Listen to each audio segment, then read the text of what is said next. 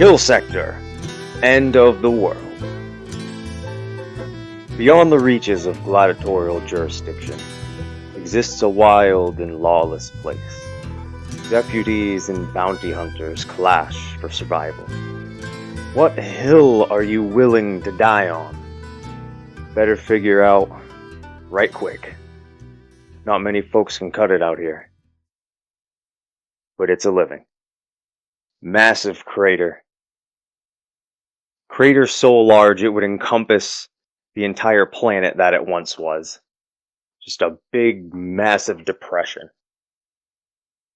And at the very bottom, at the very center of this deep, dark, purple crater, there is a tavern.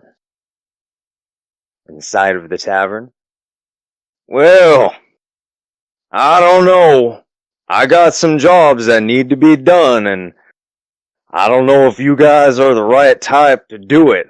I don't know. I'm not too particular on those things. No, I'm telling you, I can do this excellently, says this strange anthropomorphic velociraptor Doberman thing, wearing a large trench coat and having his hands in his pockets on something.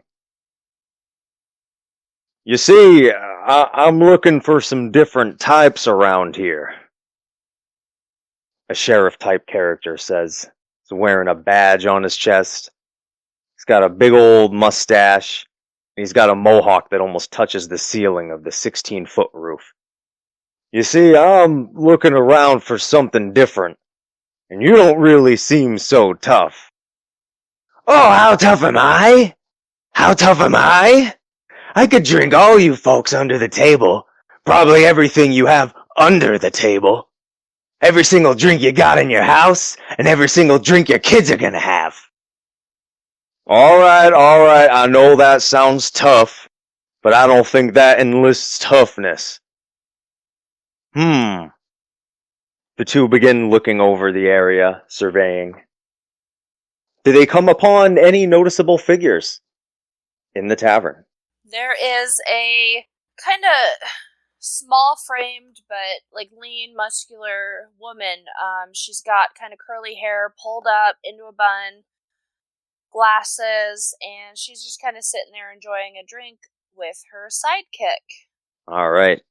Next to her is her sidekick. He's a very tall, skinny fella with a lot of beard stubble and different colored googly eyes.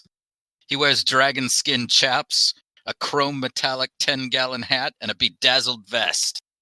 You over there, says this large mohawked sheriff, with his mohawk touching the 16-foot roof. Come on over here. I'd like to have a word. You two look tough. So Willa May will get up and walk over, and as she stands up, you notice she's wearing kind of brown leather with a brown cloak with black designs all over it. And she extends her hand and she says, "Well, hi, I'm pleased to meet you. I'm Willa May, and this over here, this is," and gestures to my now, friend. As she got up and walked, I picked up my guitar and walked behind her and strummed a tune. Well, that's a mighty fine tune, partner. You got some good taste. What'd do, fellas? Now, you guys tough? Well, I don't know about tough, but I've got some tricks up my sleeve, you could say. And, you know, this gentleman here is kind of inflating my ego, playing me a soundtrack everywhere I She's go. the toughest girl in town. She makes everybody's pants turn brown. Oh, I believe it. Oh, that seems a little bit more than music, fella. You got a talent right there. I feel like Brave Sir Robin. I don't think I get the reference. That goes over my head. But what it does remind me of is the Honky Tonk Night. That was a fella. Some people believed he was the embodiment of the spirit of the West. But some would argue that would be the golden boy, howdy. As you could imagine, he's a big golden cowboy, made up of a bunch of other cowboys. It was necessary. Those were dark times. Anyway, Is he a good guy or is he a bad guy? the golden boy, howdy. Well, it's been told as legend, so I don't think any of us could be for certain. But it was thought that the golden boy, howdy, was brought together in order to stop some kind of a great force. But that was a long time ago, and could have been a dang fairy tale. But it inspired people like me, grabbing his large badge that seems to have so many sides it's difficult to count. It's probably 48-sided.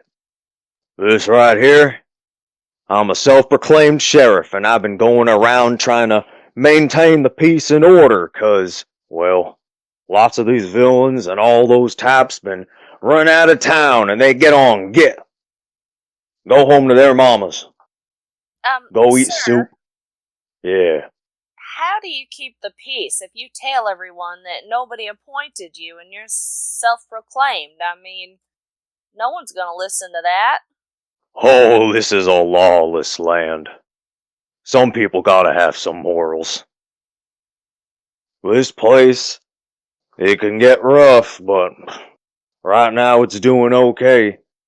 I'm just a little worried about this guy I've been talking to, pointing to this Doberman abomination, clenching his claws onto the table, thrashing it away at some jerky of some kind of large space mammal. I extend my hand to the Velociraptor. Howdy, I'm Willa May. Gives off a little bit of a snarl. You try to seek my blubber jerky. This is my blubber jerky. I swallow it whole, it belongs to me. As he swallows, Blubber jerky. swallowing some dried up fat. He looks pretty happy after that. There's a noticeable change in his size and his posture after consuming such a large amount of food. After that, he seems to calm a little. Oh, as you were saying, before you disturbed my meal.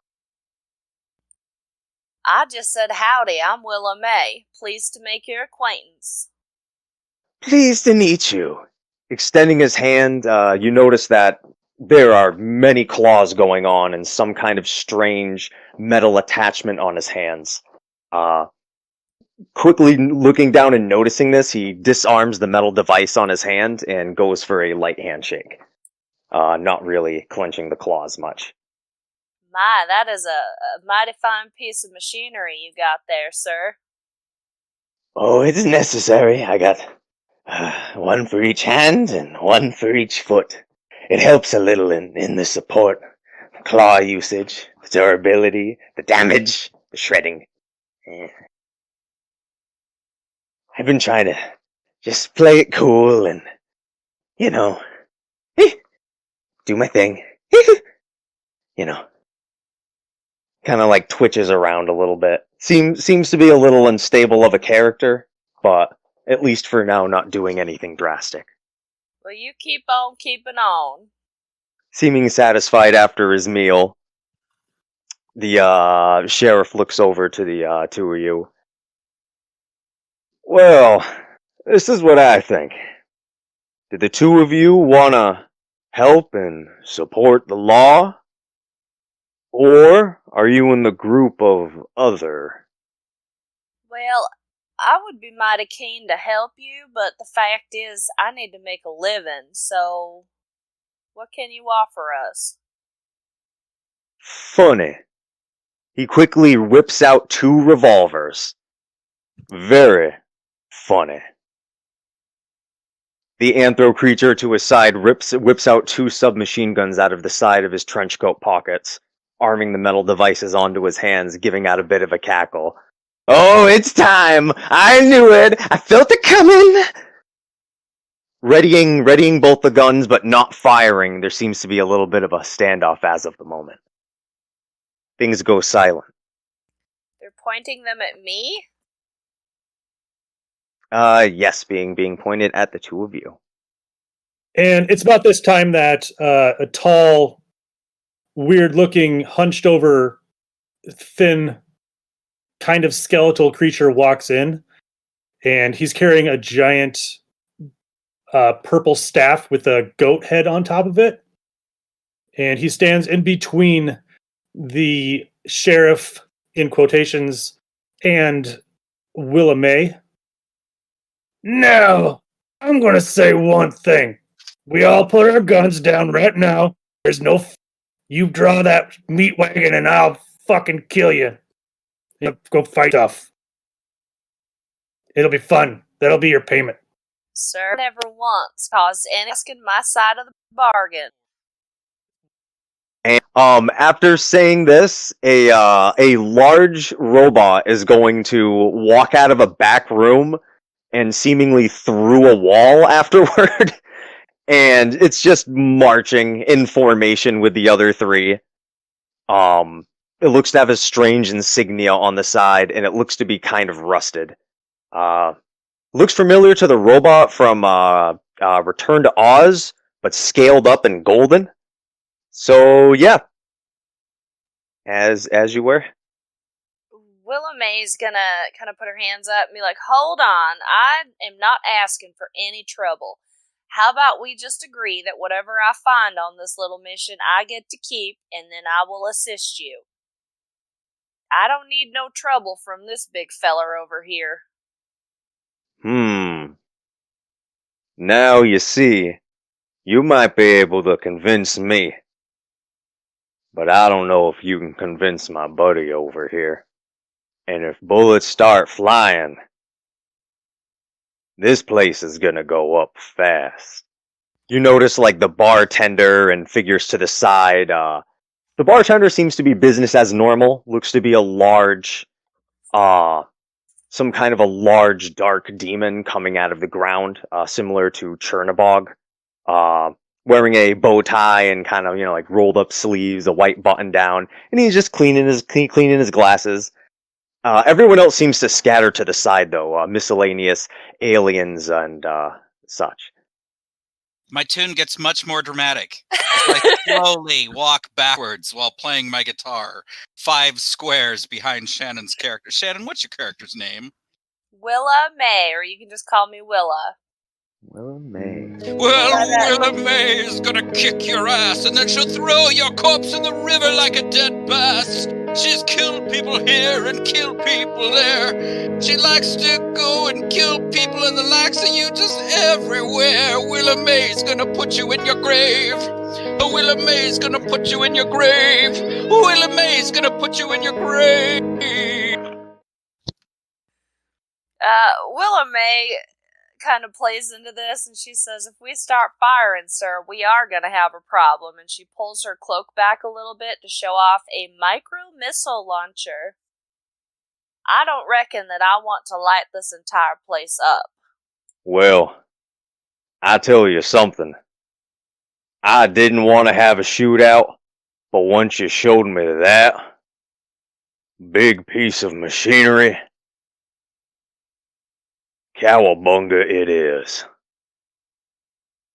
Readying his firearms, you notice that they all look like they're ready to go, but the three of you, being much more trained, much more seasoned than what they can think, much more empowered by the spirit of the West, you all go first. Willa May is going to... Do I need to back up before I can fire this bad boy? Nope. You can fire without provoking at your range, actually. First of all, I'm not going to take a move action. I'm going to turn on my spike cloak, activate that, and then I will fire this bad boy. 42. All right. Oh. Which damage type as well? You need to let me go first all the time. Oh. Because what I'm doing this round, the only thing I'm doing is I'm playing my guitar, which is going to give you plus 10 to your rolls if you're in 6 squares of me. So 10 to the roll to hit and 10 to the roll to damage. And I'm going to hold my move and swift action just in case I need to multitask. So okay. I guess That would be 52, and it's very strong piercing. Oh, and I got plus 10 on this, so that's 62. Yep. So that's 3 rolls the highest, so that's 62. All right. Giving off that shot, you see it go right into the chest of the sheriff. You see it break the badge. The badge breaks in half, and the sheriff falls over. Done. Really? Yeah, down. So I'll look at his buddy and be like, how about that? Do you really want to dance? Well, there's another one going to Boot Hill, and Willa May is gonna require that you have a will. Sorry, they don't come out perfect every time. So yeah, that means Tex-Mex, you're up, right? He's gonna lower a little bit of the collar that's closing, encapsulating his face. He's gonna bring it down a little bit, and his right eye is gonna start to glow. And he's going to use his decay beam on the Raptor Doberman creature with a 90 to hit. That hits. You notice that this thing's really swift, really evasive on its feet, but you slam the attack directly into it. Right into the epicenter of its bare chest. And this would be considered a wave, right? Yes. I guess Okay, technically. And don't forget your plus 10 to your rolls. Yep, plus 10 to that, and plus 10 to the damage. 187. Oh, over damage, 187? Yep. Alright. So, you blast your decay beam. Do you want to describe it in lovely detail? The eye starts to glow. A large purple sphere starts to come out, and inside of the purple is a weird green kind of snaky thing. Like a proton beam, but not really. Kind of like that kind of wave. And it hits him, and all of his flesh and anything that's organic on him is completely destroyed. All of it completely happens the way in which you describe. All being left is the trench coat and his guns and the metallic fixings that would be around his feet and hands that just clang to the ground and thump Obi-Wan style. Done. The thing didn't have much health, and it could not stand an attack like that. You robot, if you want to do it, I got one especially made for pieces of crap like you. You can bring it on if you want. It seems to stomp around with its feet. You want to join us? You can join us if you want. If you want to get away from those losers that we just killed, come with us. Oh, you can travel with us. We got a man with a sheep head on a stick. And if you don't like his face, you can suck his dick. And Willa May will blow you up. I'm glad you put the up in there. And that's it, because nothing rhymes with up. Cup. Damn it. Alright, has everyone in the party gone? Yeah. The bot is going to move forward a little bit more, and it is going to announce, it's going to kind of slap the emblem on the side of its arm, which looks to be rusted beyond any kind of recognition. As it gets closer, you notice that it seems like it had almost sheriff-like features before, but they've been chipped away and taken off. Definitely not any kind of a golden boy howdy, but almost something that was made to almost somewhat imitate that for a fear factor. It looks like it tries to speak. You hear like a kind of a loud noise you would hear before hearing like a broken speaker. But that is it. Nothing else kind of comes out. Looks like it makes some kind of an attempt to communicate. It no longer has that proper function. After noticing this, I was gonna say, would we be able to tell if he's being aggressive or is he trying to talk us down? It looks like it was trying to at least announce something. On a surface level, it seems that it was trying to announce something before attacking.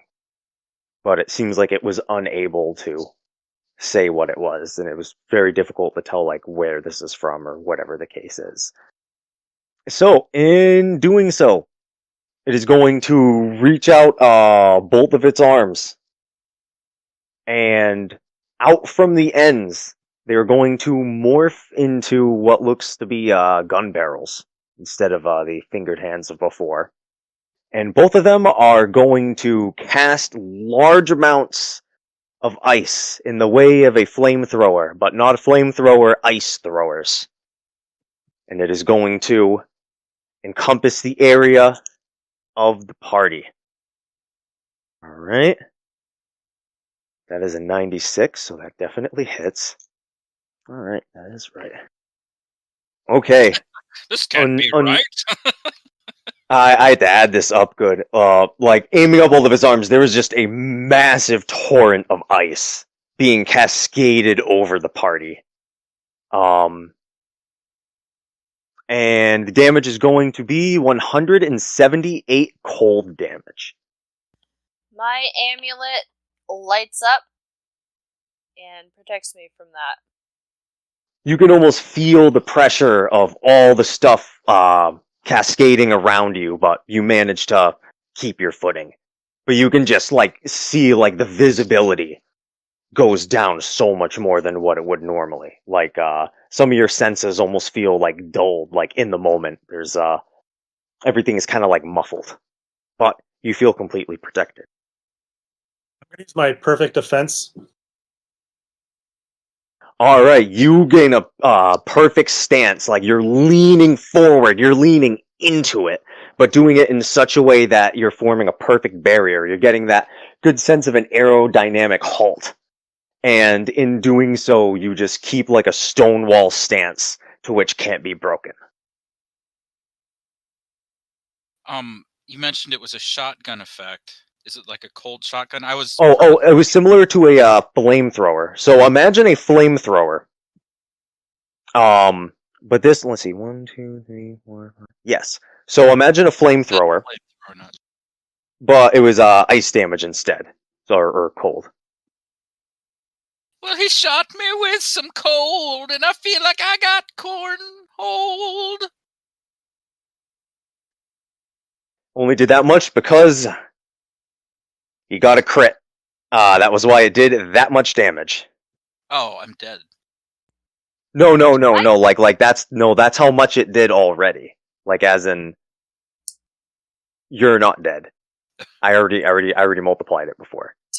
I'll be fucking dead already.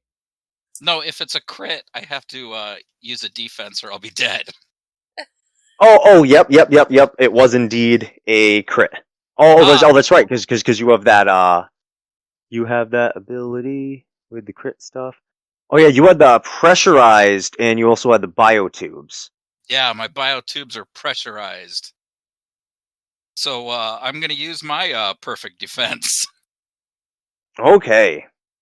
Alright, so everyone like does everything they can just to endure this complete like buffer over the entire field. After that, the ground is going to be coated. Everything is going to be a bit icy. A few of the people that were a little too cocky and where they were seated are just frozen to the ground. The bartender continues to clean. He chips away some of the ice and throws it in a few of his drinks. Everyone else is kind of either running scared or just frozen, Batman Mr. Freeze style, just completely in place. All freeze gunnified. And although everyone used some defensive capabilities, there is a little bit of that kind of like frost on you. It isn't anything to like hurt you, but you feel that like first frost, like that morning dew that just crystallized, kind of like on the outsides of your body. It's a little bit refreshing, but a little unnerving. And that being said, it is the player turn. I'm going to play my guitar. And nobody got hurt, right? Nope. So I'm currently just going to play my guitar. I will Alright. once again activate my spike cloak. and kind of give this robot a little cocky smile and be like, "You're in my crosshairs now, mister." Micro missile. 81. Nope. That would be 101 with all my bonuses. All right. So that is definitely going to work. Is a little bit close, so hitting with the epicenter would like hurt. But if you hit like a square a little bit off, that won't be epicenter, but it'll still do some damage. So you managed to do that successfully. Actually, if you do a 5-foot step, you can do full damage. Never mind. So like free 5-foot step and then micro missile. I don't want to move because my spike cloak, turning that on is a movement. Oh, I get you. So yeah, it's something where if you try to hit this thing dead on, you'll be hit by some of the resulting blast.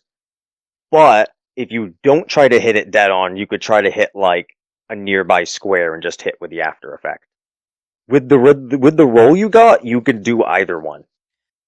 I don't want to get hurt.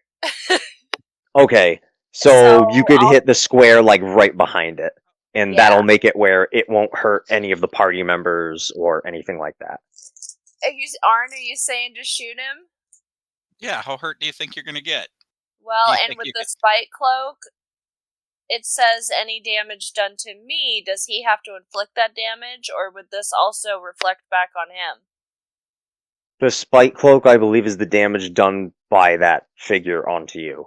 Okay, well, where like voodoo would do it indiscriminately. I'm gonna shoot him dead on and take the damage. Okay. Alright, hold on, I got too many dice here. So, largest result of rolling 1d100 3 times. That's 99, guys. Plus 10. Plus 10, 109. Do I also get plus 10 damage just to hit? It's both. Oh, so that's 119. Who is this? So, yeah, so the micro missile launchers. So you were going to take half of that damage because you were within the blast zone. Well, that's some bullshit. It's like 60. Yeah, I would round that up, right? Yeah, exactly. Okay. So I'm down to 100, which isn't... No, I got armor, so... 120, which isn't bad. You fire off your micro missile launcher. It hits dead on into this large mechanical creation.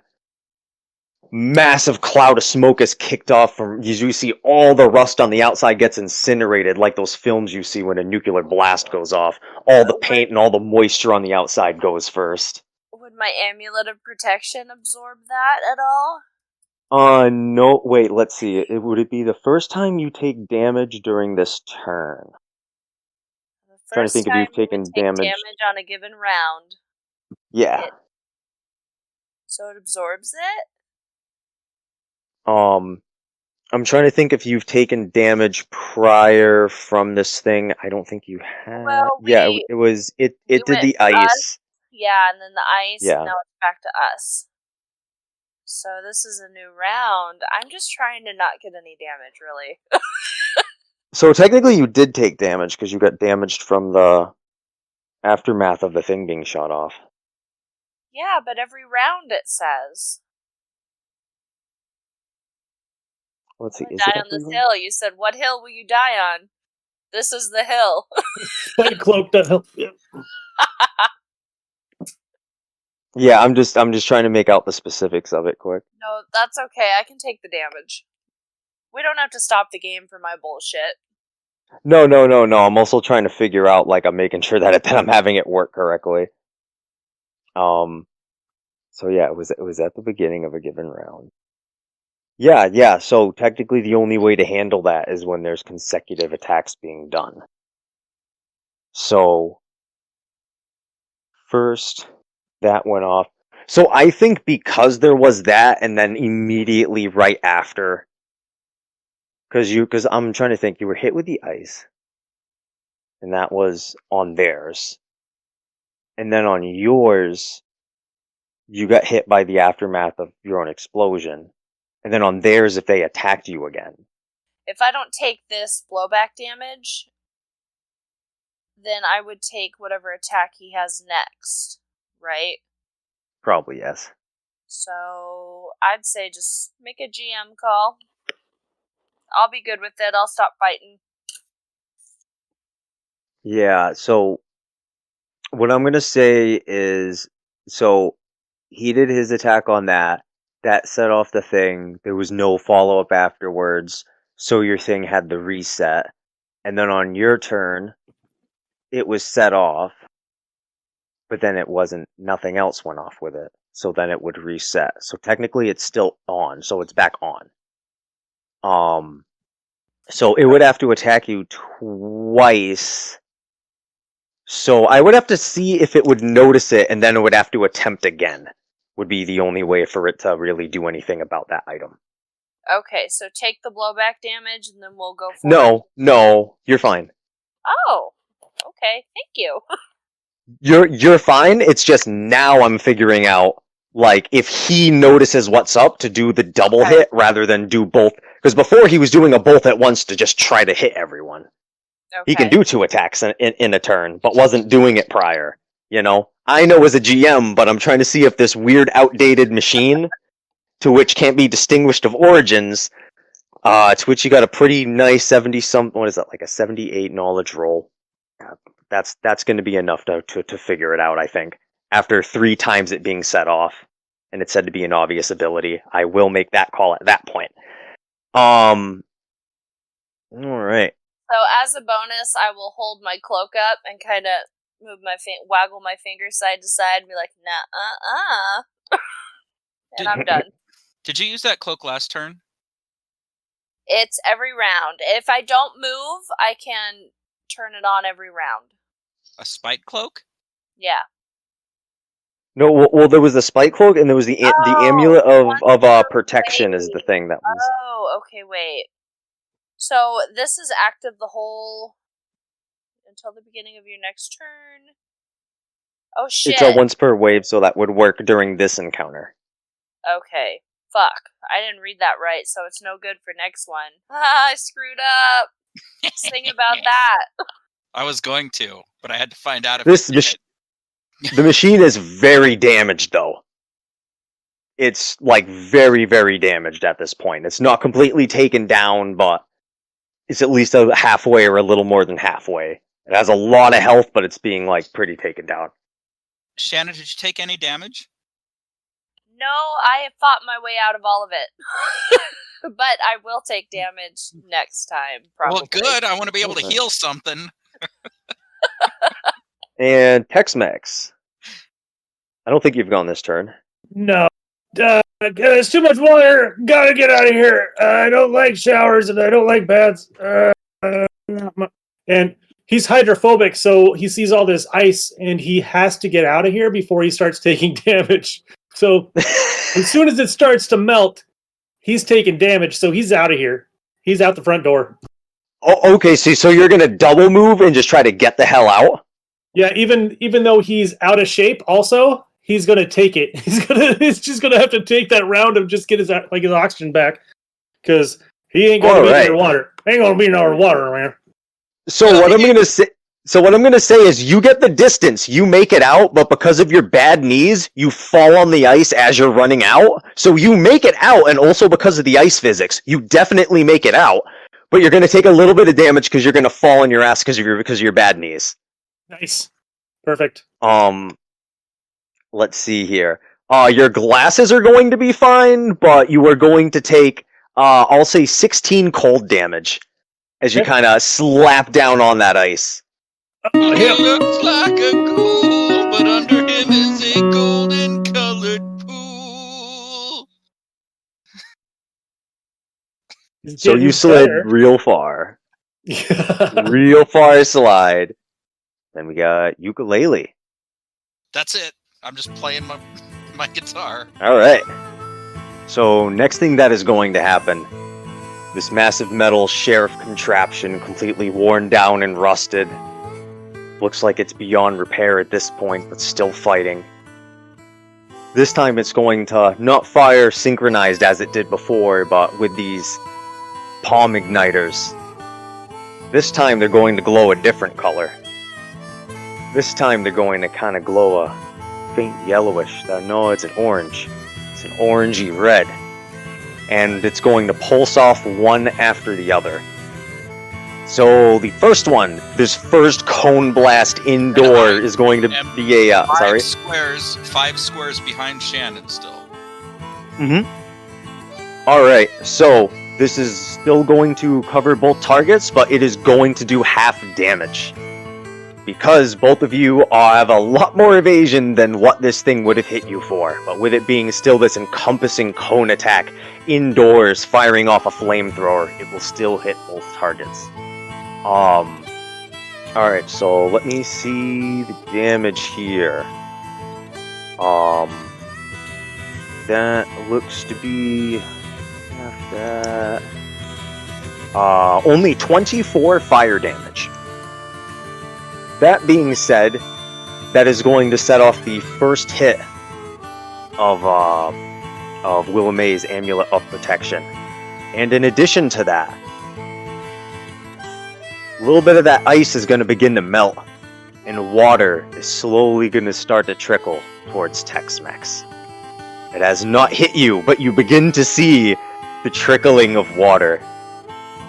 Now the second and final palm blast is going to be set off. After backing up, taking a little bit more of a step and aligning, the second palm blast is going to go off.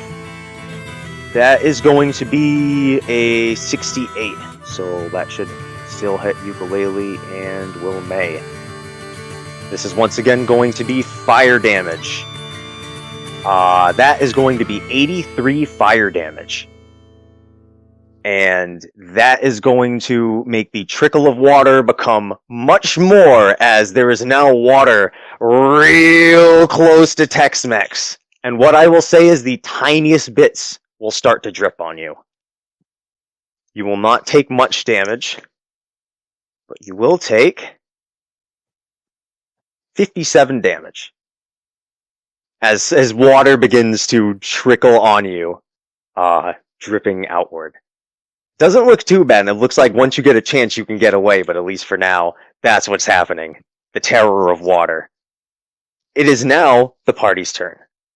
I'm down to 87, Ukulele. Whoa, you took some damage. I only had 160 plus the 20 on my armor. Awesome. And you're still in the room, right, Nick? Or you hightailed it all the way out? All the way out, sliding on the ice. Yeah. All right. Got some real distance. So I'm going to use my two-handed instrument, and then I'm going to multi so that I can activate my guitar's healing ability, which is really a gun. And I'm going to shoot. How much are you down? About 80? I took 83 damage. I'm going to shoot you twice. Well, my armor won't come back, right, Tyson? Your armor? No, that adds Well, your... said you have what 20 kind of armor? external protection.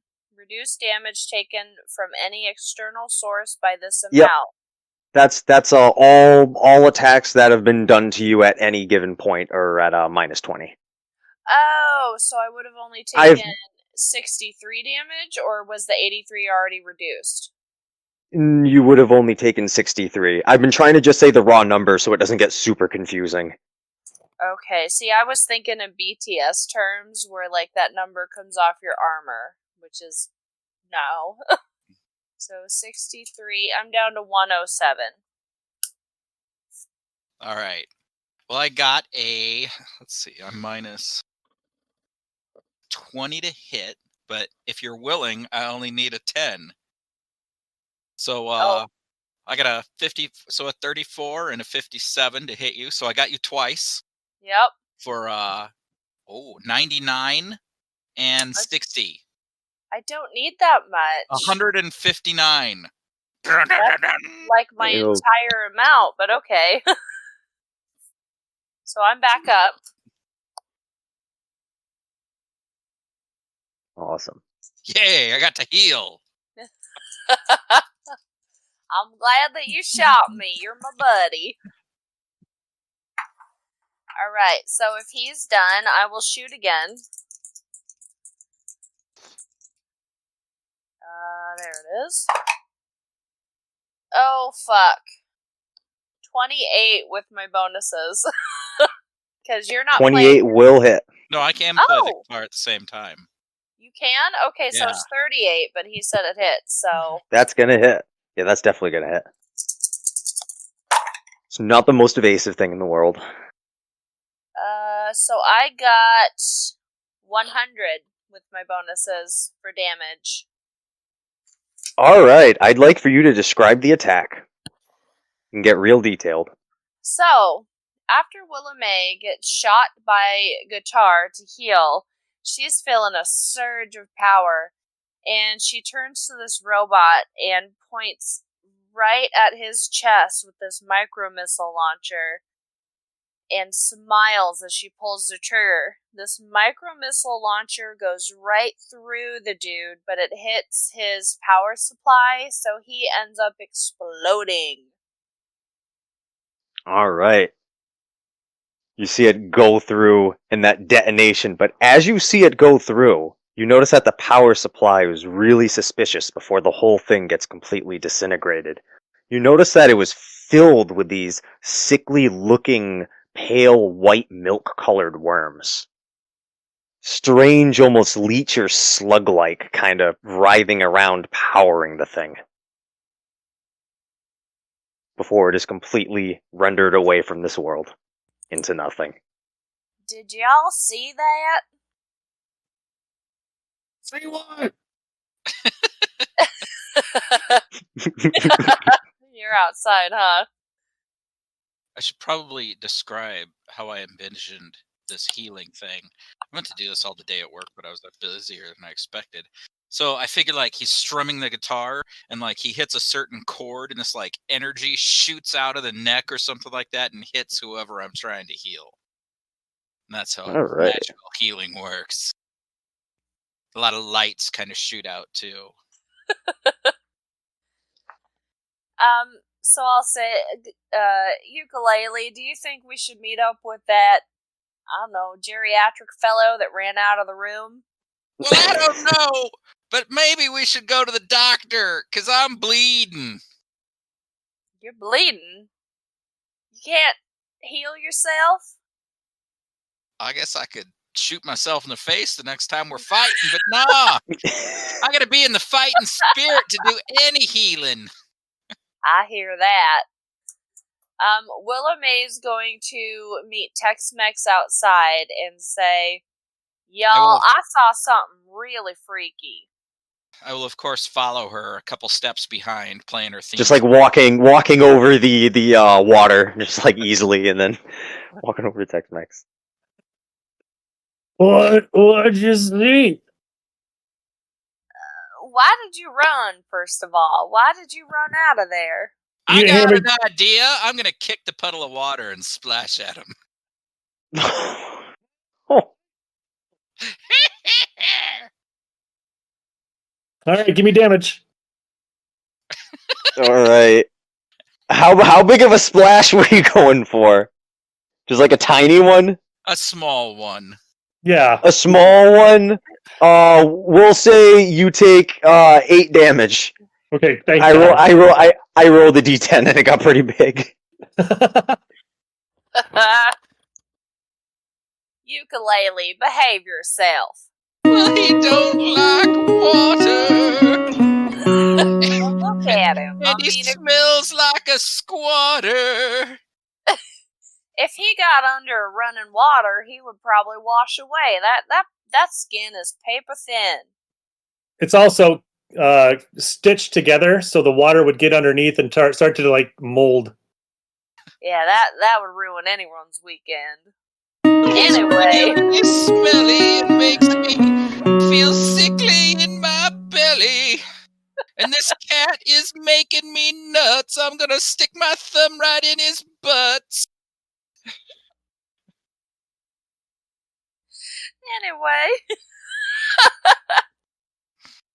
Well, what you do on your own time is your thing, man. I don't care. so That's your thing. That makes you you. anyway, Hey, is this my liver? what? In this hole right here. the cooking. Cooked Well, away some of my flesh, wouldn't you know? I appreciate everything you've done for me, ukulele, but unfortunately, I got nothing to heal you. But I wanted to talk to you about what I saw in that robot. Yeah. Well, Willamette can sometimes be a bitch. Cause I'm bleeding and I need a stitch. And she won't take me to the dock. I guess she can suck my rooster.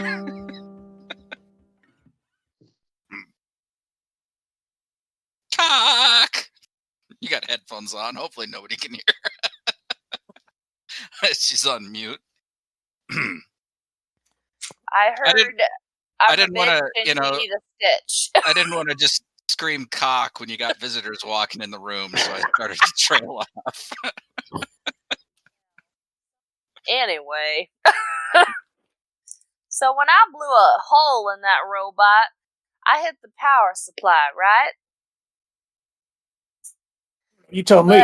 I did, but the weird thing was there were these pale, milky-like leeches or slugs that seemed to be powering that shit. I mean, what's that all about? It should have Well, been a I reckon- battery. Is whatever you think is going on is right. Well, yeah, you're my follower, which is weird, but I like it. Did you save any? Did you bring anything out in like a jar or anything?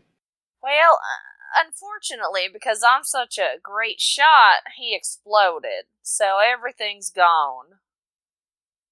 It's disturbing, isn't it? Well, you know, I'm a great shot. What can I say?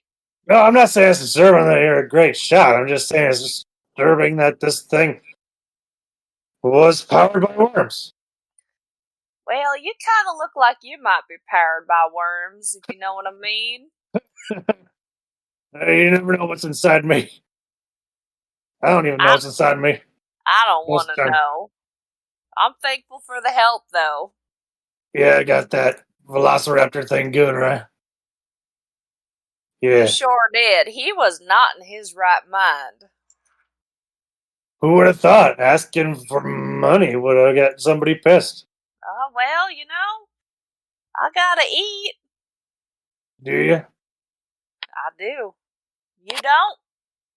Man, I haven't eaten a good meal in like 30 years. Well, you know, back in my wagon, I think I got a can of beans.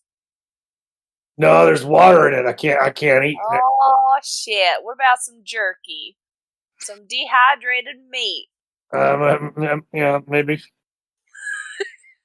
So, what do we know from all this? It feels like we just kind of killed all of our leads. So from what you can tell, the surroundings, most people have left the building after the violence that erupted. There's a few other hardy folk hanging around. The bartender was still around and looked completely unfazed by the majority of the happenings. And yeah, that is what there looks to be right now. There's a few people still suspended, frozen in ice, and other people shattered on the ground being swept up. But it's being treated very casually. Music's resuming. Activities now being just treated as normal. Well, I reckon we probably better talk to that bartender. What do you think? I think we should go find the doctor first. Do I know of a doctor in town? Give me a knowledge roll. Okay.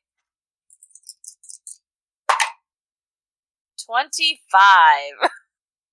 Well, you don't know of a doctor, but you know there's one of those elixir salesman types that hangs around. Might be a good quick fix and a temporary thing, but only if it's life or death. Like, it's something you know about, you're knowledgeable about, but you know it's not the best route. It's only to be used in desperation. I tell him all that, and I say, well, what are your thoughts on it, ukulele? I mean, I wouldn't recommend it. Oh, I guess I'll make it. I don't want you to be scared you're gonna die. I want you to, I mean, you know. Well, you best protect me then. Well, I'm doing my best. How are you?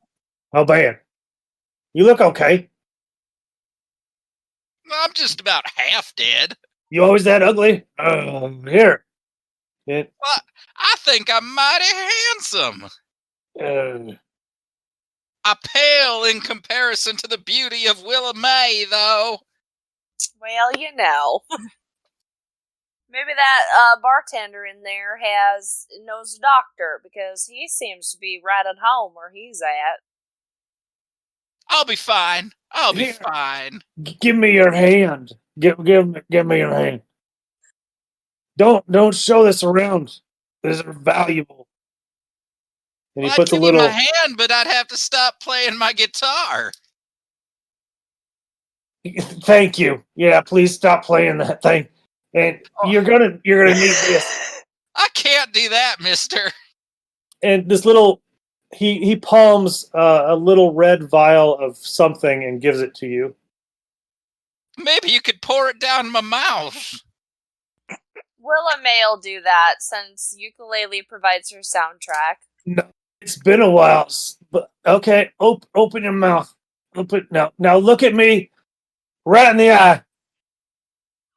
Just give me this look on your face, like, give it to me, daddy.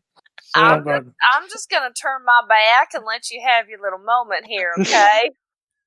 Well, you're making it really awkward. And I just checked the internet. Nothing rhymes with awkward.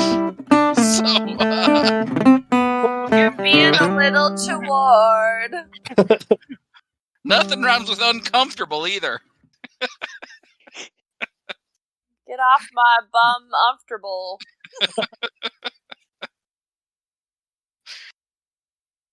Okay, so you heal 100 HP. 100? 100.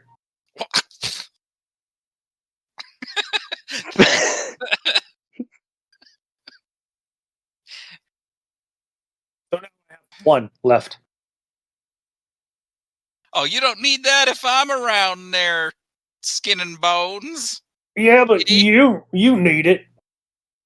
I might need it. All right, Well, so you're all going to talk to the bartender?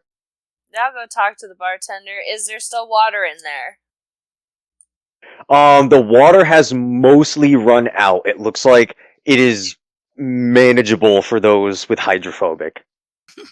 It's a little unnerving, but it's almost all gone now. There's a few bodies frozen in ice. There's like 1 or 2 that they're keeping just because they think it looks cool, probably. They got some real good expressions when they were frozen. As I'm playing my guitar, I'm going to scooch up next to one of them, right real close, and then hit it with my ass and try to knock him over. Just has like big old like play a mouth hardcore. agape. Imagine it gets like a good wobble back and forth before someone tries to stop and suspend it. That But there. you do manage to cause a bit of a ruckus. Ukulele, we need to cooperate here so we can get the information we need. So Willa May will walk up to the bartender and say, "Howdy, sir." The internet doesn't think anything rhymes with mischief either. Handkerchief. Kerchief. Master Chief.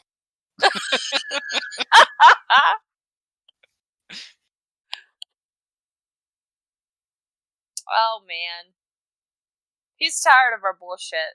A lot of things rhyme with kerchief. With kerchief. Kerchief. You put the stuff online. Kerchief. Like I belief. don't know what happened. O'Keefe and end leaf. What the hell's an end leaf? We thought that you were sick of our bullshit, so you left.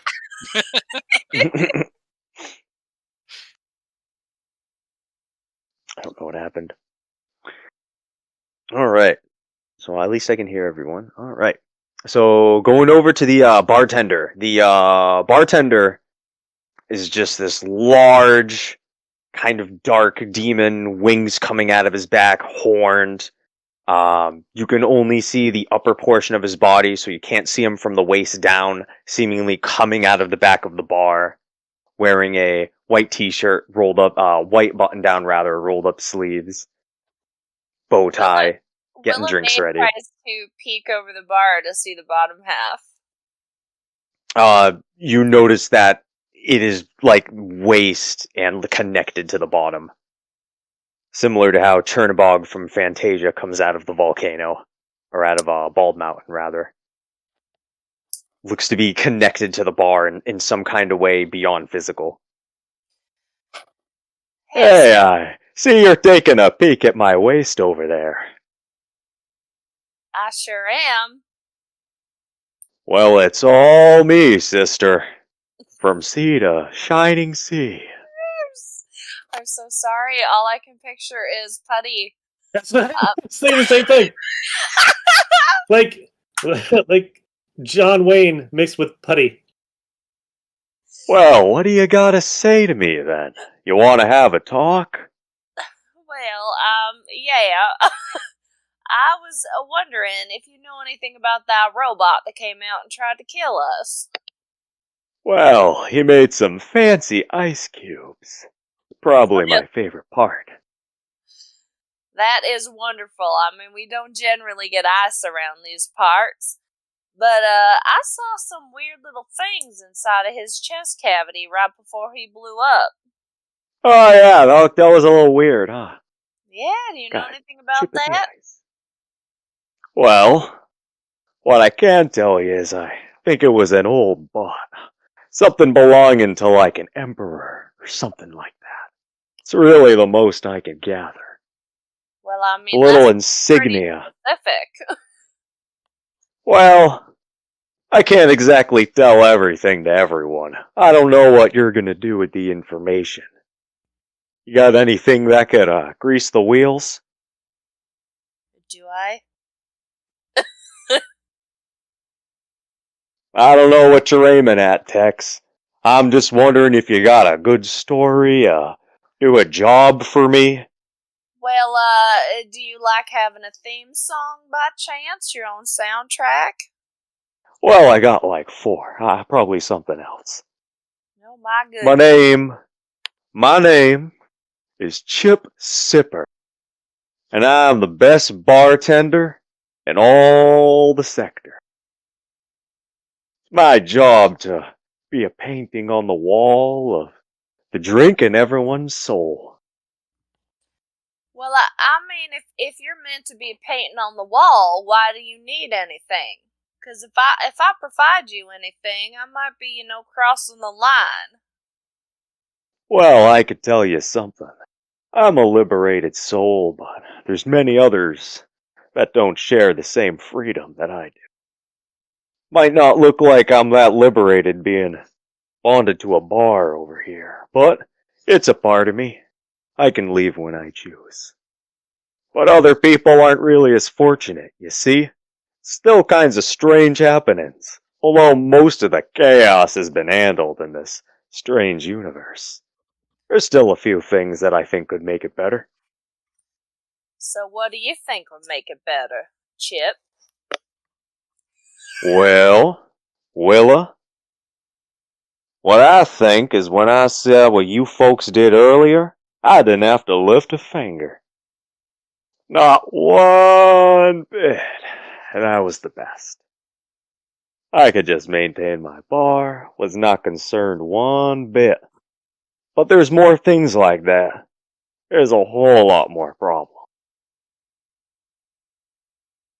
I got a few if you're willing to look into them, but I'd like you to have a choice. There's a few Well, things that could be done. Come to me with a crew or something, and we'll talk more. I gestured to Tex-Mex and Ukulele, and I said, well, I got a crew. What do you guys think? Oh, so you're the whole crew. Yeah, is that everyone? Alright, 3 people. Did you not Begin see what we pondering. just did? I mean, I saw what you did. I was just curious if there was more coming out of the sidelines. I see a lot of lip syncing here, but I don't know what y'all are saying, and I'm not gonna blow him if that's what I saw. I don't know what you're implying. Me neither. My compadres here are not very helpful.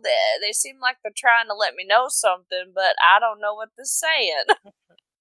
I was Hogwash. Ukulele was on mute. Go figure. Oh, that's all? I guess I'm taking into context.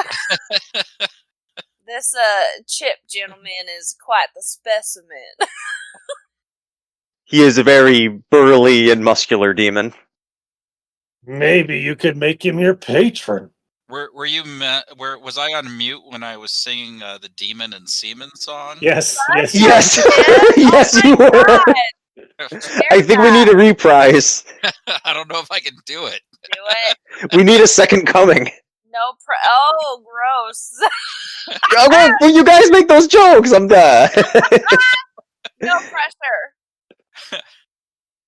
It'll come naturally. Keep going. Yeah. Come. You need to build to it. Yeah, you just gotta work on it. Oh, I'm pissed. I'm so mad. Anyway, this is my crew, and we are willing to do your job, but if we're not good enough, we can leave. Well, you're definitely fine for the job. I got a few right here, but it depends what you're up to. Got some mysteries that might be solved. I got a story of a monster. Guy selling strange things he shouldn't be selling. Things like that. What sounds like your cup of tea? That guy selling things needs to be dealt with, because I'm the only one that should be selling things. What do you think? Oh, that guy. What was his name again? Old Diego. Gotta catch up with him. Anyway, I might know where he is. Problem is, I've been upholding this place, and as you can see, sometimes I get my hands full. It's happy to have you this time. Build up my strength, relax a little. But that being said, if you want, I could tell you where he is.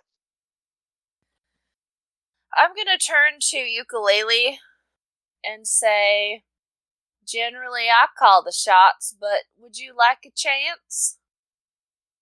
Well, I'm not known for making decisions. And if I do, there'll be lots of revision.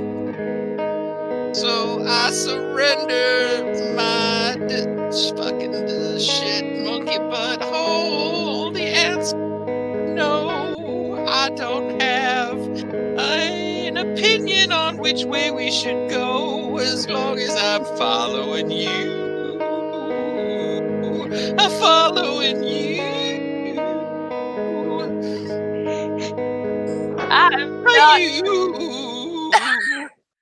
I'm not trying to tell you how to do your job, but maybe you should stop ending your first verses with such horrible words like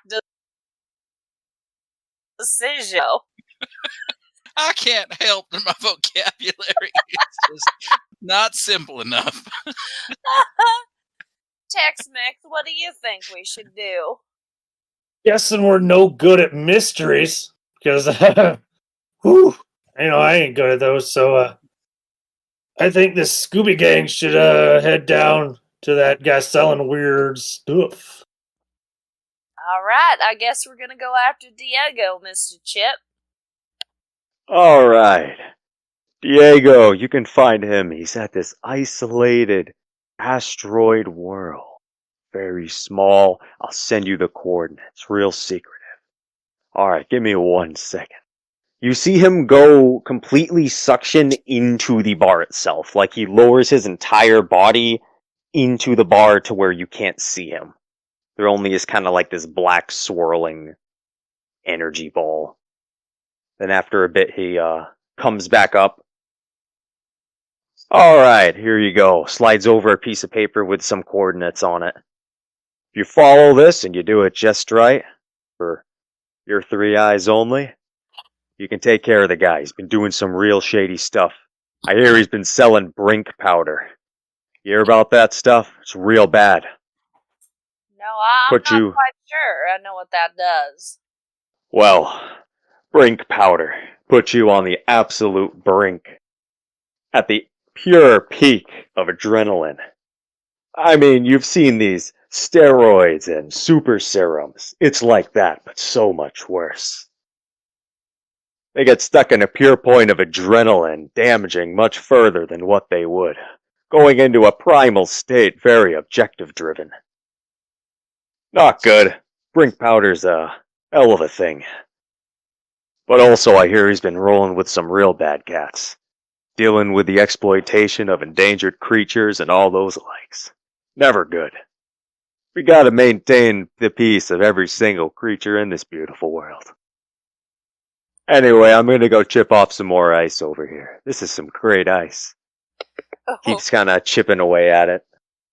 Well, I thank you kindly for the information, and I agree that this guy needs to be stopped. Oh yeah, definitely. I'm gonna try to maintain peace to my little hole in the wall, and you guys can go take the glorious mission. I feel like the 3 of you can handle it. I skip out while Ukulele plays me a song. Following a few steps behind her. That's I'm going to be instrumental. 10 feet behind him, acting like I don't know who the hell this guy is. After venturing out and heading back, you end up finding a cab pull up. An unmarked, but clearly some kind of a cab-like vehicle. Pulls up over onto the side, close to where you are, and the window rolls down.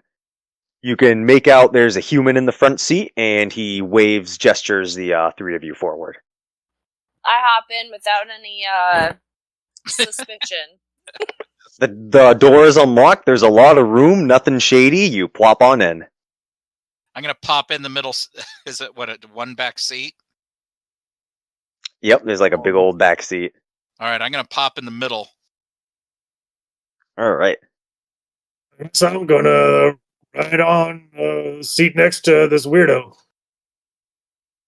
And it's a All little right. awkward, but I'm going to still play my guitar in here. Do So you hopping in there. I got the Tex-Mex? neck all up in Tex-Mex's face.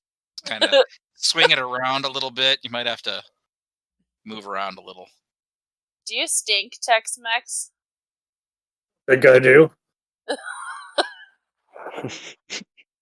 Doing this enclosed space, we got smells and sounds and Willa May will roll her window down. He smells kind of like 20 years of living in the desert mixed with a little bit of decayed skin. Yeah, probably. Like rotten beef jerky, Sure. which doesn't go rotten, so imagine that. Alright. That being said, the cab is gonna begin to take off as the driver turns to face everyone in the party. What faces you looks to be like a weird visual cross between Frank Zappa and Vegeta. Big old widow's peak, massive hair, got that signature mustache, wearing very strange looking attire. Oh, hey, everybody. Looks like you cats are down for a strange mission to take out a bad guy. My name's Boogie Woogie, and I'm gonna be your driver for today. Everything is gonna go smoothly. Any of you got any questions before we take off into the stars? Boogie Woogie, I guess I'm kind of concerned that you are bragging about I how... don't have any questions, but I have for you a suggestion. Treat Willa May with a lot of respect. For your life. I can't hear Willa May over the music. I mean, why would you say affection? percussion. Wouldn't that be? You're doing great, ukulele. You're doing great. Willamay, I was trying to understand you, but there was this great song that got in the way. I know, man. He is amazing. But what I'm saying is I'm a little nervous that you're like, this is gonna go so great. I mean, I feel like you're tempting fate there a little bit. Oh, I just try to have a good attitude. I gotta make sure it's absolutely fresh out the fridge. Alright. I've dealt with some weird stuff in dark times. Yeah, this is the new me, and it's been the new me for like 40, 50, 70 years. I got no idea. I lost count. I like to drive people to their locations, and I like to make sure I sign on to those ethical gladiator conquests. You know what I'm saying? Take out these bad guys, these sick cats. They gotta go to the vet. I feel you, Daddy-O. Oh yeah. So with a little bit of a snap of his fingers and a glimmer of his eye under his sunglasses, he takes the wheel as you take off, and it looks like you are now going to enter a different world. As you now come across an asteroid belt. Many of them look completely barren, but you notice very quickly one is much larger than the others, and certain parts of it are lighting up. You know, there's something about it that looks artificial. You can very quickly see where you're going to land soon. Wasn't much of a ride, huh? Real fast. But this is the place. I can do a drop-off and a pickup. You don't gotta worry about finding your way home. I hate doing that to people. So, I'm gonna drop you guys off through the bottom if that's okay. If you wanna come up with a plan or something, now would be the time on the hush-hush. Cause we're about to break water. Well, that round was really speedy, but this guy seems a little seedy. Well, I think that we should get out. I don't really have a plan. I was just gonna walk up and start talking to the guy. Right, guys? Your plan's always the best. I hope you like my glittery vest. I never noticed that before that song, but that vest is to die for. Except all the char on it now. The smell of burnt flesh. Burnt sequins, burnt plastic. It almost smells as bad as this ghoul right here. Tex-Mex, did you have any ideas? Because I was just going to go full bore right up to him and ask him for some of those drugs. Well, considering you're like so much smarter than Ziggy Stardust here, we should probably, I don't know, you should, me and Guitaro should watch from a distance while you talk to the guy. I could never leave Willa May. Okay, you could go with her and I'll stand back. Ukulele, as much as I love your presence, Well, it don't matter what you think. This Frankenstein motherfucker really does stink. But if you think you're going anywhere without me, I done swear that you'll be very wrong. 'Cause I can't leave you without a song. well, I mean, maybe I can use you to my advantage. I mean, you seem like the druggy crowd, no offense. You can use me here and there. You can use me anywhere. As long as I can follow you and sing you a little fucking song. I have really good musical playing skills, not good singing skills.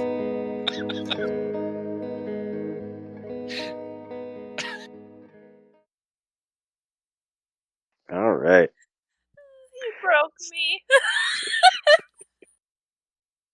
Plan is gonna be enacted. I don't think we have a plan. Well, Boogie Woogie looks like he's whipping out his phone, making a few contacts. It looks like the contact has been made. Alright, we don't have much time.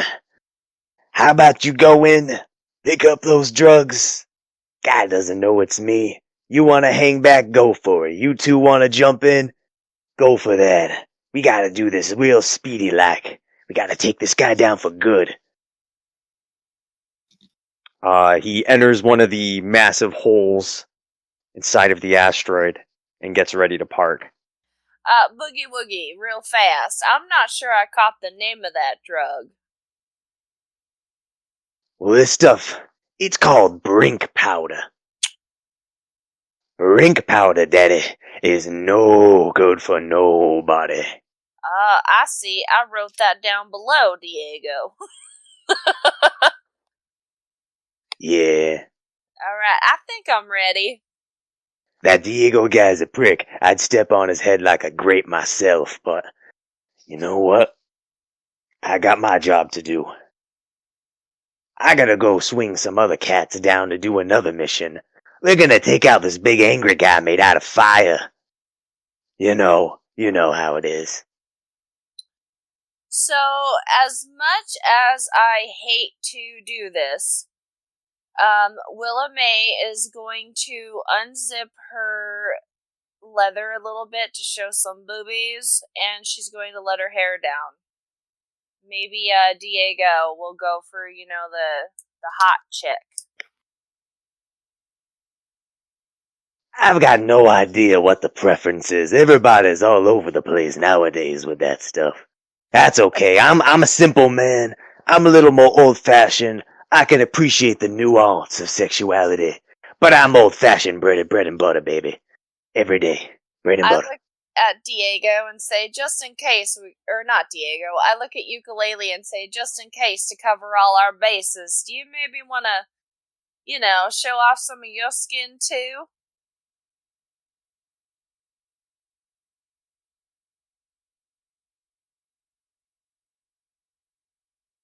I'll start to unbutton my shirt, exposing my caved-in bird.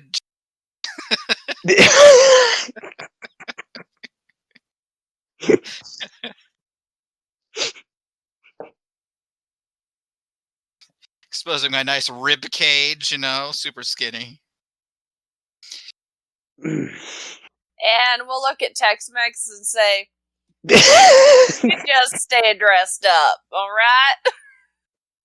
No, this is gonna happen. Alright, and he undoes his wrap around his face and lets it fall down across his shoulders. And you realize that this guy is super weird looking. And he took the mod of called Weird to Look At, which means allies can take a swift action to fully look at you and become immune to the effects for the rest of the gauntlet. So you guys get to see his real face before the villains do, which they're going to be taking negatives because he's so weird to look at. All right. Other than that picture of Arn stuck there playing with his nipples. Yes, I love my nipple. I can't play with my nipples. I'm busy There playing you go. the guitar. You're just like, You know how hard it is to play the guitar and unbutton your shirt at the same time? I was looking at you, and I had no idea he was frozen like that.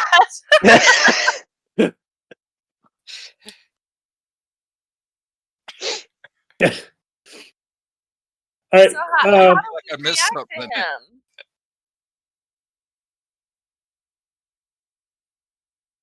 Oh my God! You know what? I apologize if I said anything to offend you, sir. I had no idea. Mm-hmm. You know, don't worry about it. It's good. She'll kind of turn her head away from him and dry heave a little bit. All right, so we're gonna have the encounter with Diego now. Could we take a 5-minute real quick? Yeah. All right, because I drank 2 beers and I really need to let that go. 2? I'm on 4. Yeah. All right, fine. I'll take 1 too. All right, I'll be right back. That's a 5 minute. I cut a toenail too short. Now my foot hurt. My toe hurts. Nice. Yeah. Real nice. And I'm sure you wanted to know all that information too. Yeah. One of mine grew in broken. Awesome. Sorry, I had kids asking for things. You just had kids? Holy shit. Just now. It gets easier after every one. Bloop. Just dropped him out. Gonna start playing. You take care of him. Squat and push them out. Ew. All right, do we get everyone back? Yep. Because I got like half glitch Arn right now. I'm here. I like right now my like shot of you is like your arm and then like your torso. It's like there he is. I see you and Kitty. Is that Ash? Yes. He's That's a usually troublemaker. Goofy. All right, so Oh we'll no, continue. this isn't Ash. This is Jovi. Oh. I wasn't paying attention to her. All I just saw was fluffy black cat. All right, so let's see. Where did we leave off? Oh, yes. Deep inside of a meteor to do a drug trade. To bop a guy. Going in narc style. All right. So, you were led to essentially walk deeper and deeper and deeper within the core of this non-moving asteroid. Just completely still within a belt. Gets darker, you lose a bit of visibility, but you are still instructed to walk deeper and deeper and deeper as you see it begins to illuminate once again. And you quickly find yourselves upon a small city, like a miniature city settlement within the center of this thing, using whatever vital minerals or resource from the core. Small buildings, but it still resembles some kind of a city. And you are directed towards the second tallest building to meet someone around the back of it. It won't take long to reach there. You notice with the hustle and bustle, there's a lot of strange figures. You noticed a lot of them seem to be some kind of symbiotic relationship organisms having different kinds of either parasites or mutually beneficial organisms hanging off their bodies, on their heads, different parts. Different kinds of plants and animal versions of these things draped over the heads, or different vitals of organisms as they go about their day-to-day, a little more zombified than normal civilized life. Swinging around the back, you make out someone who you are assuming is Diego. Having one of those Walt Disney-style mustaches. Big old receding hairline. Drastically. Crazy colored hair. All different kinds of colors, and they seem to be vibrantly changing color. In addition to that, he's got his fully unbuttoned vest, which seems to be some kind of exotic creature print. So not necessarily leopard print or zebra, but some kind of strange creature. Closer to whale shark, I guess. Besides that, looks like he's a human, but really done up and seemingly worn thin by his strange, scuzzy life. After giving a little bit of like a look down of as you begin to round the corner, welcoming with open arms. Come in, come in. Make yourself at home. You want to come inside? Hello there. How are you doing? I'm gonna start picking up tempo. Alright. Oh, I'm doing excellent. I'm doing fantastic. Doing the same trades that I've been up to for quite some time now. Yeah, speaking about trades, we were sent here for a little something in your wake. Oh, you heard about my customer service. What are you looking to have?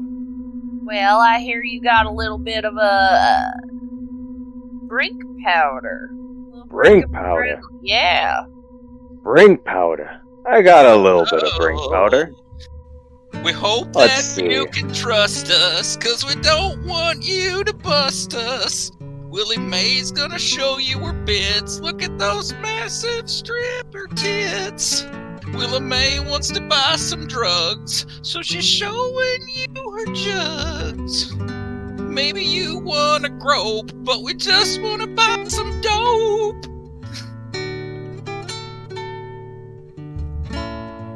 Diego puts the drugs away. Hey, you're kinda blowing my spot right now. I don't really appreciate that.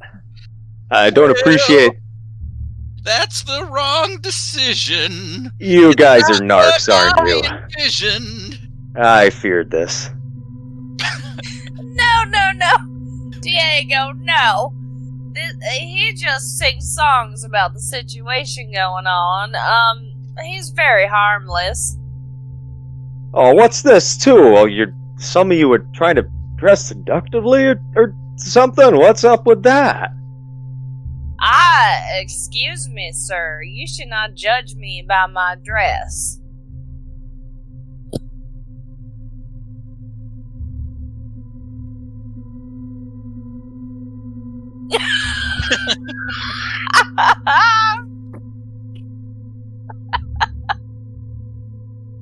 Plopped out. I'm back.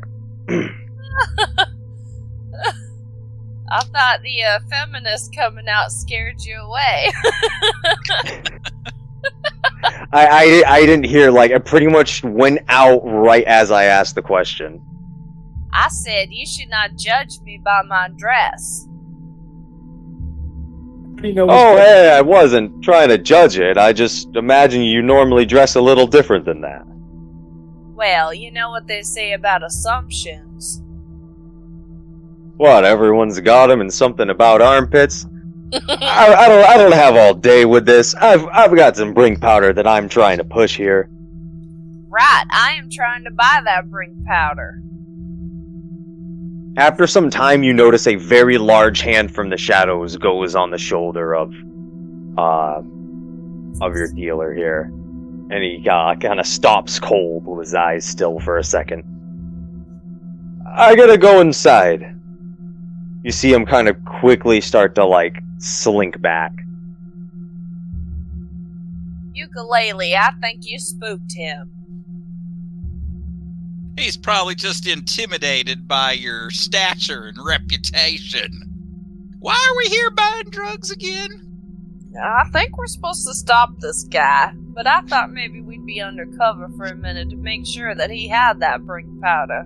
Well, I made it undercover. Alright. So you notice that he seems to slink back into the building inside. But I think they will discover they can't resist your charms. They won't bring you any harms. They're gonna sell their drugs to you. That's what they're gonna do. And if they decide not to, you're gonna hit them with your shoe and blow them straight to hell.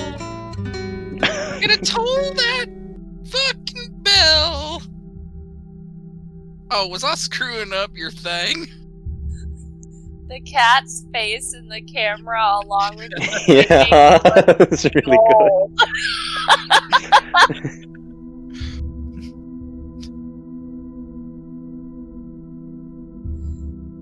Can we see anything other than a big hand? There was a big old hand that pull them back into the shadows, into a door, into the building. Looked to be the second largest building of the city from the outside. Looks like he's inside now. I am looking for Tex-Mex because I don't think planning with ukulele is going to do any good.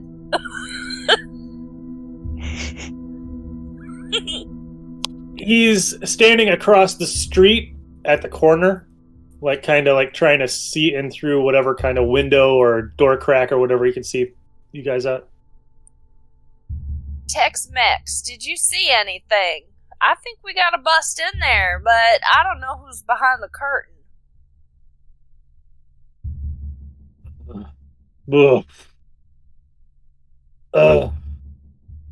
Why would you think that Guitar Hero would be a good negotiator? I'm sorry, but it's not gonna happen. It's a bad choice. I'm glad I stayed outside. I thought perhaps he would, sing a soundtrack about Diego, but it just, I don't know what happened. It's because nothing rhymes with Diego. Wago? Fago. Does Fago exist on this planet? Fago. Hey there, Diego. Drink you some Fago, right? I think I'm picking up on a few things. Yeah. After some time, you notice that the civilians start to be getting much closer and looking almost a little hostile in their strange zombified type states. I think we better get inside. I think you got a good idea. I think we're gonna try to back our way back inside and bar the door. Alright, make an attempt to break in.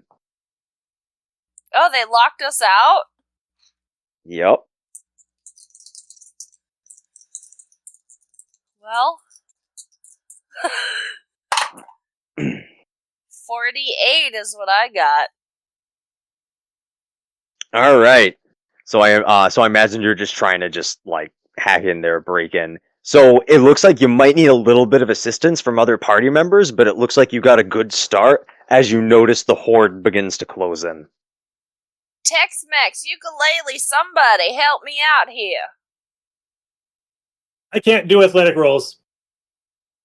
Alright, you can't do athletic rolls, but you can do other rolls. You would have to get crafty, but Right. I will say that you could try something else. And there's going to be bonuses because of the instrument. Hinges on the door that I could pry open with something. Yeah, like pry or hit or break. I'm going to use my rust beam on it and see if I can rust the hinges. Alright. So that is an 87. That definitely hits. You want me to roll obliterate damage on that? Because I don't Yes. Yeah. You can't really dial the attack back too much. 179. Holy shit. 255. And you blasting it on... There's a that all of you can fit through.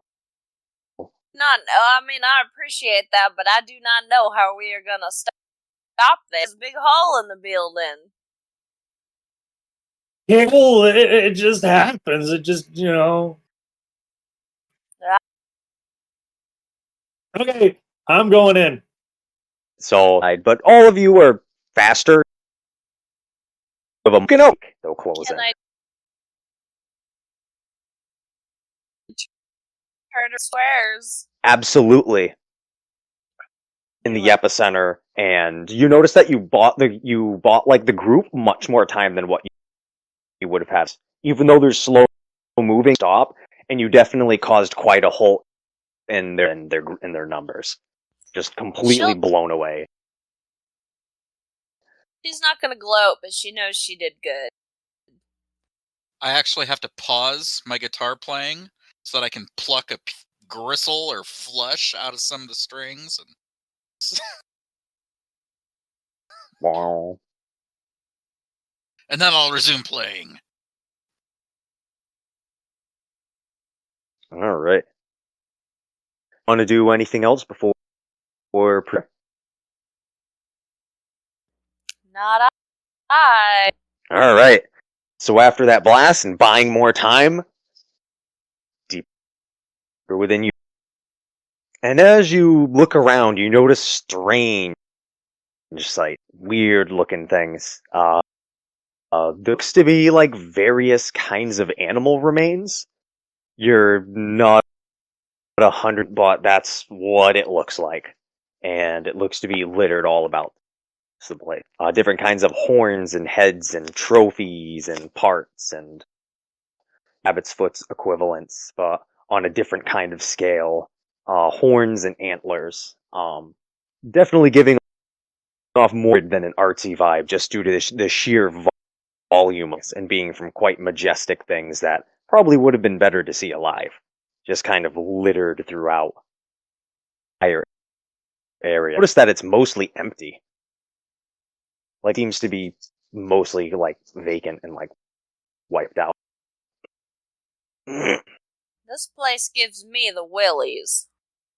Looks like we got a sex mo over here.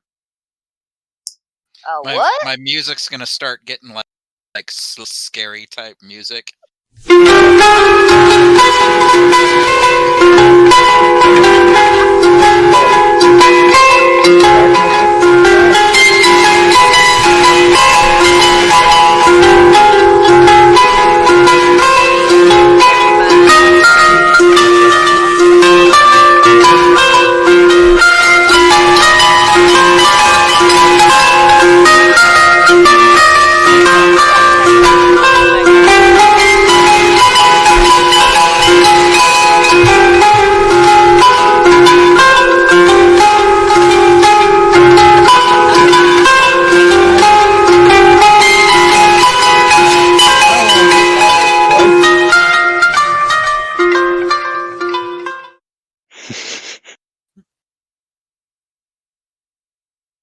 Let's see, where are we at now?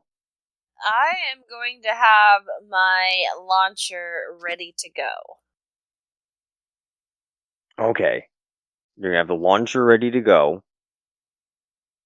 Alright, so you're gonna have that as you're ready to action for the launcher. And then alright. So so going deeper and deeper within the building. Trying to listen for any kind of noises. After some time you do notice like the sound of a person screaming, and it sounds like your dealer, sounds like Diego. And as you head deeper and deeper, you think you might find the room, but you can't really tell. There looks to be a path that stems 8 ways or more. I'd like for everyone to either give a knowledge roll, a perception roll, or try to come up with whatever kind of way they can to try to discern what the right direction to head is. It looks like you've made a good distance from the strange civilians, but time is still of the essence. I do not have any bonuses, so I'll just roll perception, I guess. Okay. 65 plus 10 if he's playing his guitar. So that, with the guitar, from what you can tell, you think you can discern what the right path is. It looks like the third path from the right looks to be where these noises are coming from, and seems to roughly line up from where he was grabbed before. I want to verify with my party members. I'm gonna roll one too. Mm-hmm. 95. 95 perception, and with the bonus and everything else, you can like verify this, where you were very certain. And you feel about the same of the third path from the right seems to be where the noise is coming from, and judging from where he was grabbed before, seems to line up with the weird architecture of this building, which is very tall, but a lot of it is built long ways, a lot of left and right kind of movement versus lateral. Tell you, Will, man, it's the third one from the right. Why do you keep arguing with me? I'm not arguing. I just one wanted from the- to verify. Well, if you don't trust me, uh, what am I going to do? I'll go with you. I don't have anything else to do.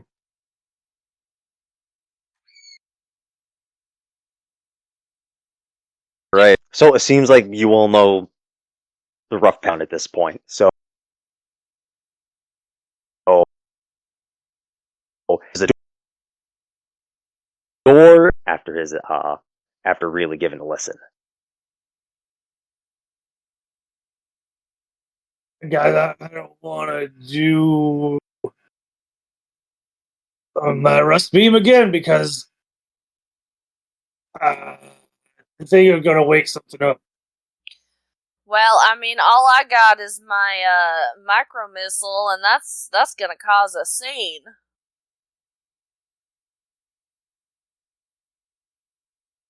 I can try to kick it down, but that ain't gonna be quiet either.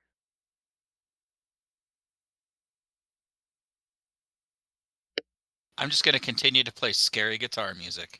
Okay. What did you say, Nick? You're not coming through. Rust beam again. It would, this building is not exactly sturdy. All right, you're gonna give a rust beam to just bust right through. Oh no, I don't. No, the whole building would fall. So no. No, you kick it. You want me to kick it? I can't kick it. My legs are fragile. All right. You keep playing that guitar there, ukulele. That's helping. I know it. I got 19. That'll hit the door. Let's see some damage. That's just straight up D100, right? Well, if your melee is not modified, right? So that would be right. 3D100. Take the lowest. Oh no. Okay. Plus 10, right? Yep. Yeah. 17.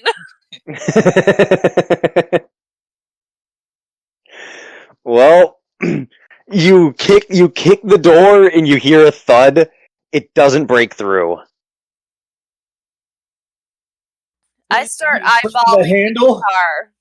guitar. Try What's up? opening it. I'm You can eyeballing try. the guitar. I'm not trying to open it. Just open it and turn the knob.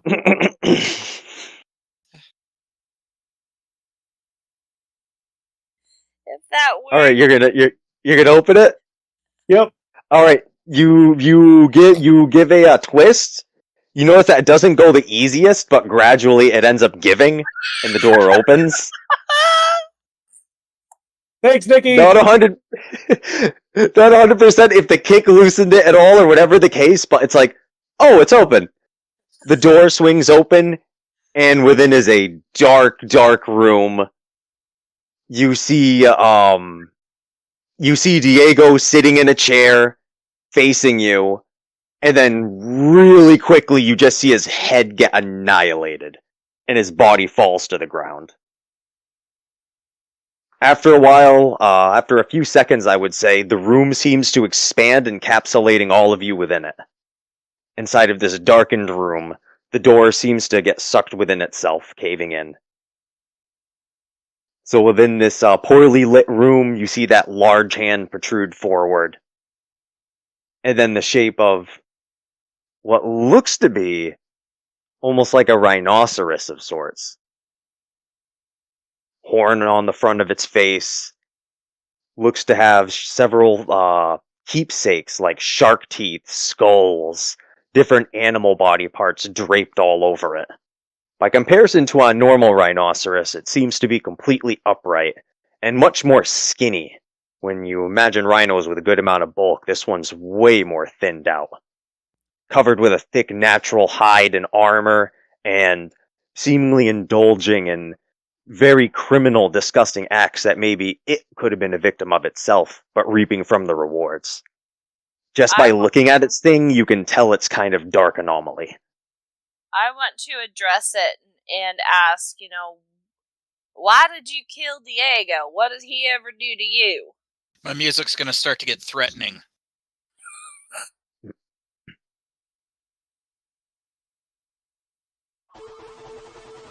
The Lino steps forward. Doesn't seem to engage in any kind of pure combat stance, but he seems to be getting closer to the party. I'm gonna step 5 squares behind Willamay. Alright, get a general placement. He doesn't answer at all. Seems to be just stepping forward right now to get closer to the party. At this point, he is going to be about 6 squares away. So just within that, if he decided to do something, you know he could. So he's going to get just about within that range before seemingly trying to speak.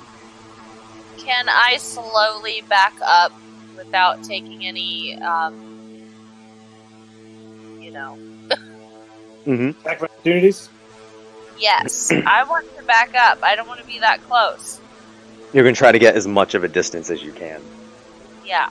So it seems like the most distance everyone can get is Ukulele 5 squares behind you, and then you with that placement, and then this Rhinoceros being about 6 squares away from you.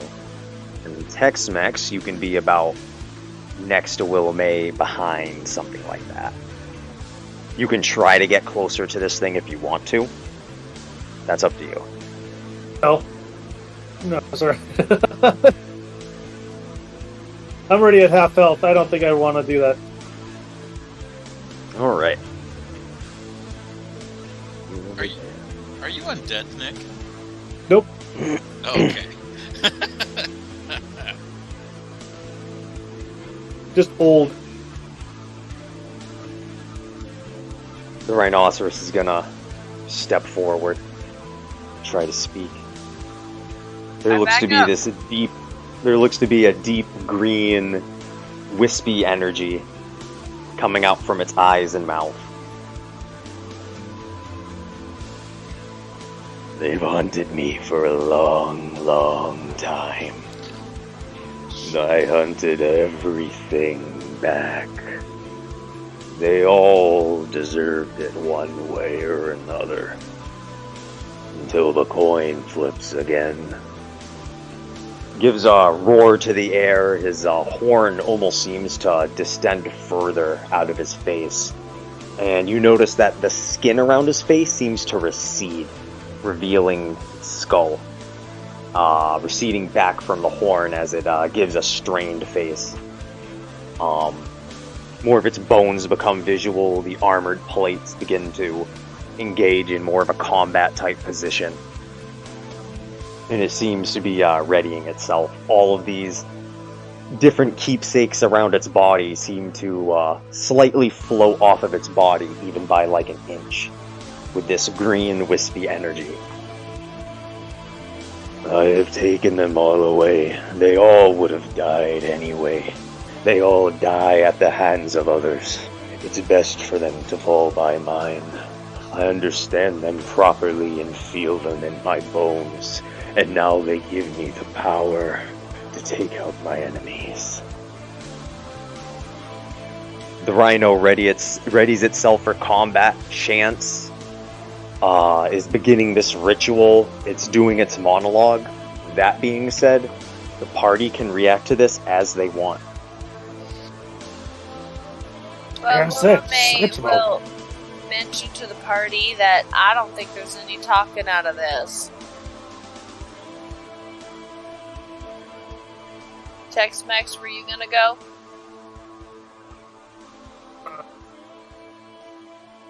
He's just mortified by this giant rhino. This is more than I signed up for, guys. How can you be mortified by this? It's basically your mirror image as a rhino. Shut your mouth. No. No offense meant. Oh yeah, no offense when you try to offend me. There's always no offense. I guess if no one else is gonna do anything, I'll shoot at it. I'm going to use my cloak. Hold on. I'm going to use my escape coat and go behind it. and kind of do a pincer maneuver at this guy. Oh, a pincer maneuver. Right as Okay. right as I'm shooting a missile? I rolled before he said that. Yeah. So why don't we do the missile first, and then we'll do the teleport. All right. Okay. So first the Wait. missile. With Hey, the you asked me what I wanted to do. bonuses, I got 101. With the bonuses, 101. Nice. Yeah. So, do I still roll the very strong? Yes, you definitely hit like point blank. Okay, so. Okay, wait a minute. Largest result. 89, 99, 109. All right. So you fire off that missile. You see it go straight down, and you even collide with its head, like coming straight down into it. As it's coming downward, you hear it try to chant something. Like you see it look down to a rabbit's foot on its coat, and looks up, tries to say something, but it takes the missile completely. There seemed to be some kind of an attempt to evade. As it clears away, you see much of its flesh stripped away, all of its hide charred, a lot of its clothing completely blown away. The little, like, humanity that it might have had, or civilized thought, or some kind of moral reasoning, you see is completely stripped away. And its true self is now visual. It is alive, but heavily damaged. Willa May will say, I tried to talk to you, and then she'll use her movement action to move back a little further. As far as she can to still be in range. Okay. And you got a good range on your weapon, so that'll put you 24 near square. where ukulele. Okay. So I played my guitar this action, and then I'm also gonna not take a swift or a move action, so I can use my multitasking. And I'm gonna shoot Tex-Mex twice with the healing cord. Cord of healing. I got a 57 and a 67, so I gotcha. Unless you're not willing. Perfect. Oh, I'm willing. For I'm up for anything. 136 healing. Perfect. I'm back up to full. And I'm done. I'm going to fire my last, because this is a new wave. I'm going to use my decay beam on him as I teleport behind. Mhm. And I got a 25 to hit. All right. Because of the teleport. Oh, is that with the plus 10? No, so 30. That will hit. That will hit. You notice that it tries to do some kind of swift sidestep, like you get behind it, right? The K beam right around into the core of this thing. Mighty grunt and groan. You see all of its like own physical matter start to like flake away. Like everything that seems to be left is bone, maybe organ or two. Everything's to shed away. Besides some of the green, All right, so let's see. Where were we? Big Rhino slammed with a micro missile launcher to the head, disintegrating away clothes and skin and base surface level humanity and livings. In the major second degree, the muscle, the flesh, the skin, the hide, what could be seen as a very essence and core, but there still is more that remains. Music is being played, and is that the party turn? I believe so. I mean, I hate to fuck us over, but I don't think the rhino got to go. No. Well, it's his turn now, I believe. He started off doing his Oh, you were starting up a ritual. The party, I think, did Okay. everything they needed to do. So Okay. now Rhino's gonna go. All right. So first thing that's going to happen is this skeletal figure filled with green wisp lets out a mighty roar. Its horn seems to be energized by this energy. It takes up the stance of a long-distance runner, then the stance of a sprinter, before very quickly being lifted from its feet and taking up a charge. All the while giving off mighty roars, all of its amulets glowing with this green energy. So, that being said, it is just beelining, and it's fairly good sized. So, I think this is going to, let's see. So, with this big running charge, this is going to hit everyone in the party. With it being just like a straight line, full charge, big distance running, ramming attack. That being said, everyone is going to take 100 beam damage as they are collided with. You hear the ting as it makes its round towards you. It tries to keep the busting going, just covering like a massive amount of range. It just gives off this primal charge. You notice that all of you seem to have enough notice to avoid most of it. There were a lot of tells. You could see it really wind up for this attack. And you have enough evasion and quick enough on your feet where it didn't do it all the way of what it could have. I'm going to use my defensive teleport and teleport 5 squares to the side, other side of Willamay. Alright, so during that attack, that damage won't be done to you, and you do your teleportation, evading the damage.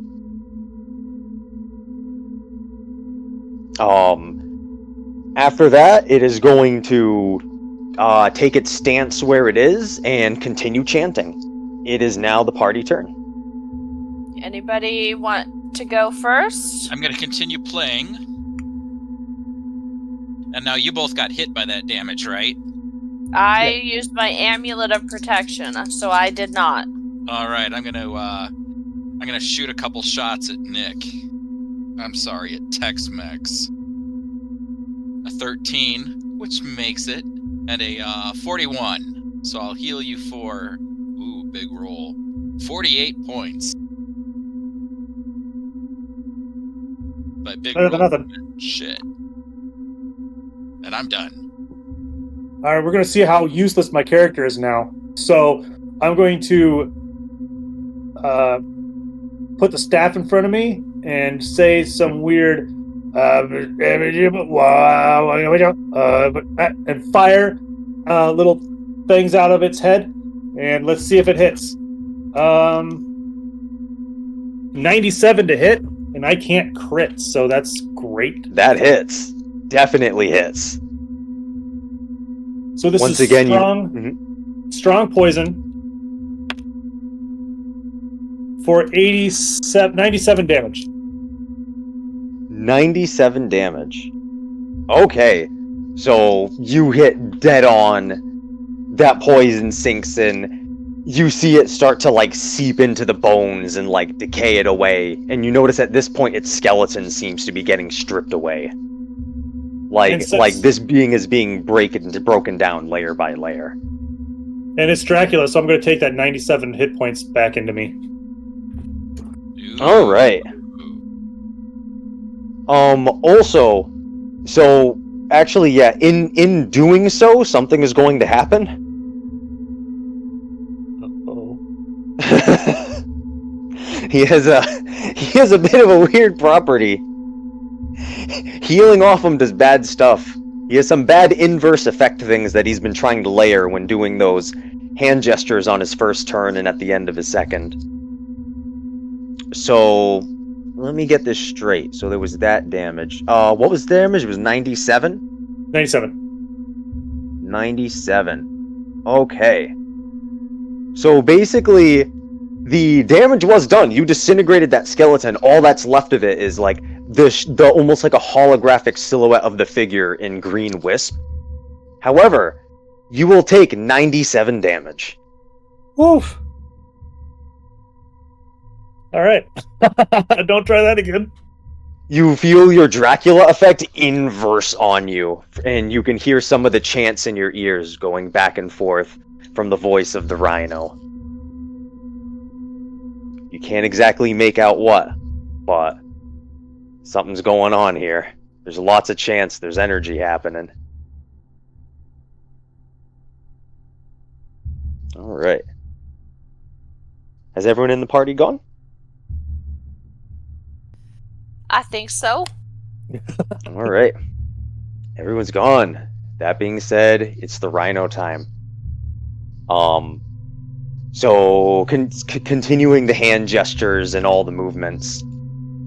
That's what it's going to do. There are going to be 3 large orbs surrounded by a cloudy aura that are going to be formed around his body. And then the one for each of you is going to be fired at you. So first they're going to kind of spawn, and then they're going to kind of one by one come at you.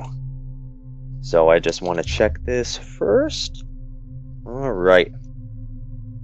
So, how these are going to work, it looks like that they're going to try to automatically make contact regardless. However, each of you can try to come up with some kind of way to stop it from colliding with you.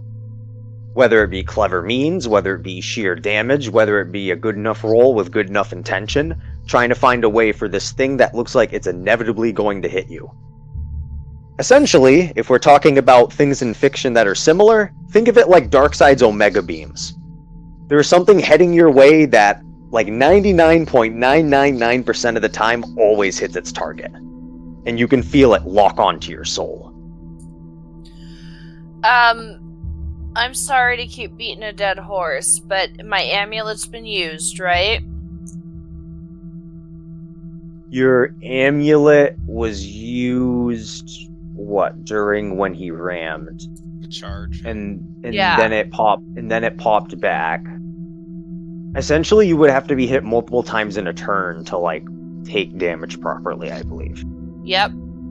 So this move, you're not certain what's going to happen if it hits you, but it looks like rather than this move dealing with your evasion, this thing looks like it's going to hit you, but you can try to do something about it. There's enough of a telltale of oh, this is happening, you feel it lock onto your soul. Okay, so I'm going to ask you a logistics question. Instead of movement, can I activate the spike cloak, or is that only on my turn? Activating the spike cloak, I'm trying to think what kind of an action it is.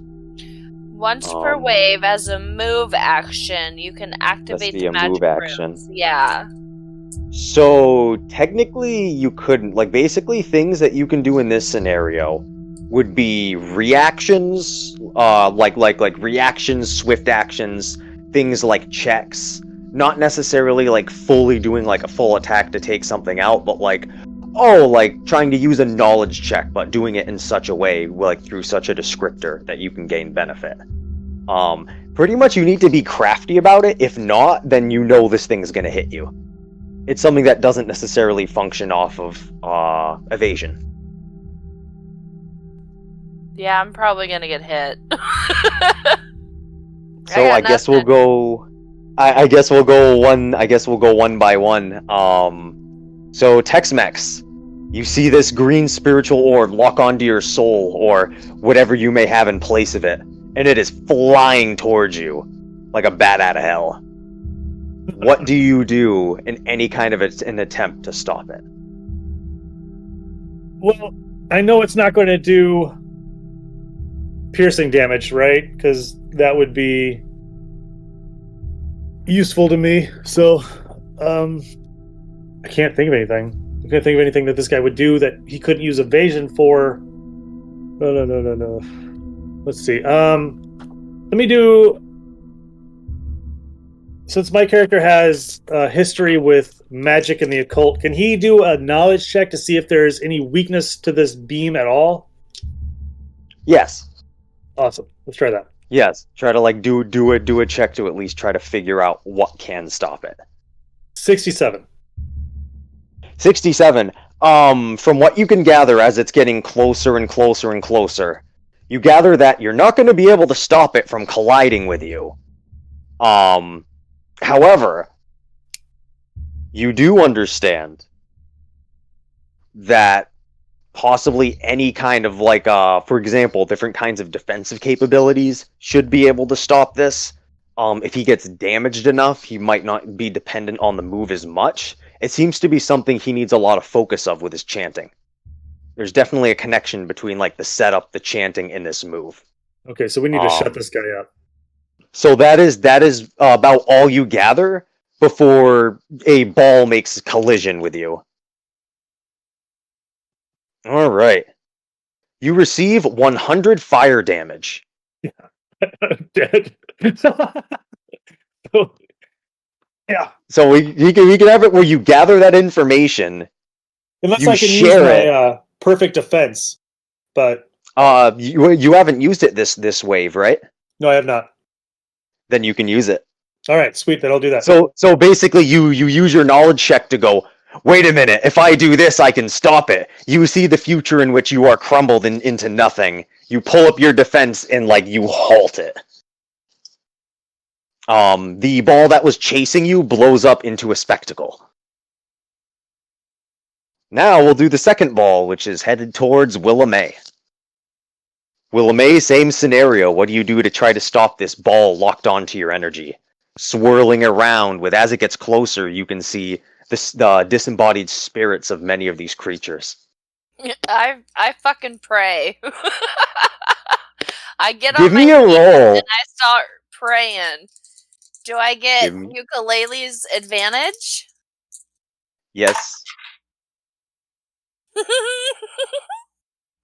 17. Is that with the plus 10? Yeah, it sure is. Okay. So you go down, you try to pray, you try to do your thing. Same kind of scenario. You receive 100 slashing damage. All right. As this orb explodes and you feel 1,000 cuts flying around through every corner of your body. Very vengeful feeling attack. Now we'll do the next one, headed towards ukulele. So can I try to attack this beam with love and use an attack like my healing attacks at it? Or is that too much? It is an attack, but it's an attack that can be received from a willing partner. So if you are able to convey in a swift action that you're going to do a helpful thing, then yes. Well, I can't do it in a swift action, so I am going to shut my eyes and disbelieve. If it works, it works. Alright, could you give me a roll? I can. 40. Alright. So, having that conscious thought in your mind of, I'm going to do the heal, I'm going to do the good, that's going to happen there. You see this orb careen towards you, and then all of a sudden stop, giving you enough time to pull the trigger that you wouldn't have normally. Alright, then I'm going to shoot at it 3 times with a healing beam. This is also no accuracy involved. This is definitely going to hit. Give me the damage on it. 168. All right. Upon those bursts of fire, immediately where that ball was, you see tufts of plants and grass and bushes on the ground where that orb once stood. You just see life start to bloom out from it immediately. Small creatures begin to scamper away. Little tufts of butterflies wobble around in the sky. It's just pretty. I'm going to sing a little... Never mind, I'm not. Go on. All right. So after that is done, the rhino is going to continue what it was doing, continue its chanting, the moving around with the hands, trying to engage different rituals. And it is now the party's turn. I will. We gotta stop it from chanting. All I got is to shoot him in the mouth. Shoot him in the hands. In the hands? Stop him from doing like little things. Alright, I guess I will aim for the hands. I aim for the hands with my micro missile. You might not get the bonus. Might not get what? Because I'm thinking about trying to play music that will that's like on a different tempo from what he's singing, so that I can try to like screw up his concentration. I'm gonna step back and let Ukulele do his thing. Yeah, I would say ukulele. Give me a roll to try to roll some distracting music. It would basically be like a charisma roll, essentially. I am gonna make So it'd just be a charisma roll. I gotta. So it'd just be like a raw roll. I got a 31. All right, you make an honest attempt to be a little distracting. You notice that it doesn't seem to work, but an accumulation of things might help it. So it could be enough drops in the bucket to make it overflow. And Willa May, wait, was it Willa May or Tex-Mex? Who was doing a thing? Willoughby. I was Or Will May. aiming for his mouth. Was it mouth or hands? Well, I initially said mouth, and then Tex-Mex said hand. Okay, so you're gonna aim right for the mouth. So we need a roll for a called shot there. Is that a deduction? Yes, with it being the hands. Here, I'm just gonna roll a D100 and you tell me what's up. Mm-hmm. I'm very distracted right now. I get 25 plus my 10, so 35 minus whatever the called shot is. So 35 minus the called shot. So you notice you don't hit the hands. You don't hit the figure at all. You notice that the shot might have been a little bit more of a distraction, but it still doesn't seem to be enough. Sorry, guys. You know, the more I drink, the worse my dice get. I'm going to multitask, and so instead of the buff, I was going to play the instrument to screw the guy over. And with multitask, I'm going to try to heal Nick, and I'll shoot at him 3 times. The lowest roll was 23, and he's willing. So I got a 23, a 46, and a 73. Healing for 62 points. Yes. Awesome. All right, Tex-Mex, it's your turn, right? Yep. I am going to use my last healing syringe or serum and heal myself 100 points. All right. Awesome. I want it to be a syringe. I want you to plunge it into your body. And it goes right out the back of the arm. There we go. Much better. All right. This now phantom of a rhino is all that remains. You hear it readying, steam coming out of its nose, it's kicking back its feet, grinding it into the ground. It now begins a mighty run. This time, it's running with its horn faced on the ground, bringing up sparks to the left and the right as it charges, digging through the ground, kicking up stone. In doing so, first there is going to be a barrage of stones and whatnot, which is going to try to clash around on the party. This is going to miss everyone aside from Willa May, unfortunately. The other members of the party, you manage to sidestep, slash things away with your melee weapon, swat them away, things like that. You manage to have enough knowledge of your surroundings to avoid the attacks. Willamay, unfortunately, is going to be hit by a crit, so a whole bunch of stone, a whole bunch of debris. You fall over from an earthquake, and you will be hit multiple times. So the first time is going to trigger your ability, which means you don't take damage. But the second one, you are going to take the damage. And it's going to sink through. Alright. So, you are going to receive 100 bludgeoning damage. You can stop there. I make eye contact with Ukulele as I fall to the ground dead. What? Yeah, I didn't take any more HP.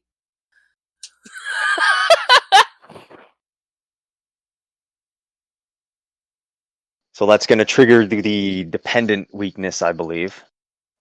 Yes. Oh, yep, that'll trigger dependent. So minus 20 on all of your rolls specifically going forward. And low morale. And low morale. So Willamay, unfortunately, stricken down in this big scrape along the ground. You gotta let the healer know if you're close to death. Well, I realized when I was at 70, I'm like, oh, the last damage I took, I didn't take the 20 off the armor. I suck. So after this big, massive horn scrape along the ground, this building looks like it's like crumbling apart at the seams at this point. He gives a hasty throw of a loose stone, blocking any kind of exits or entrances. You are now within the crumbling wreckage of a building. With My just music enough gets room. Really, really somber. Really sad. It's now the party turn. Alright, I'm gonna spend a full round action and resurrect her. So you'll magically heal with half health. So she All comes right. up coughing and sputtering and I'm at 80. You come back up as you notice, as you lift your body up and you come back from life, and you come back to life. You notice some of the loose stones crumbling around fall on those bushes and flowers and small creatures that were spawned before. All the small things birthed from the blast of the healing shotgun are now crumbled away, as you are now given new life. My music is like a growing tempo, very inspiring. And a beam shoots out to your corpse and just like lifts your corpse up into the air a couple of feet until the life just suddenly just pops right back into you. Y'all, I was having a brunch with the hottest motherfucker I ever saw, and you brought me back? God damn it, we are not all gonna die this time.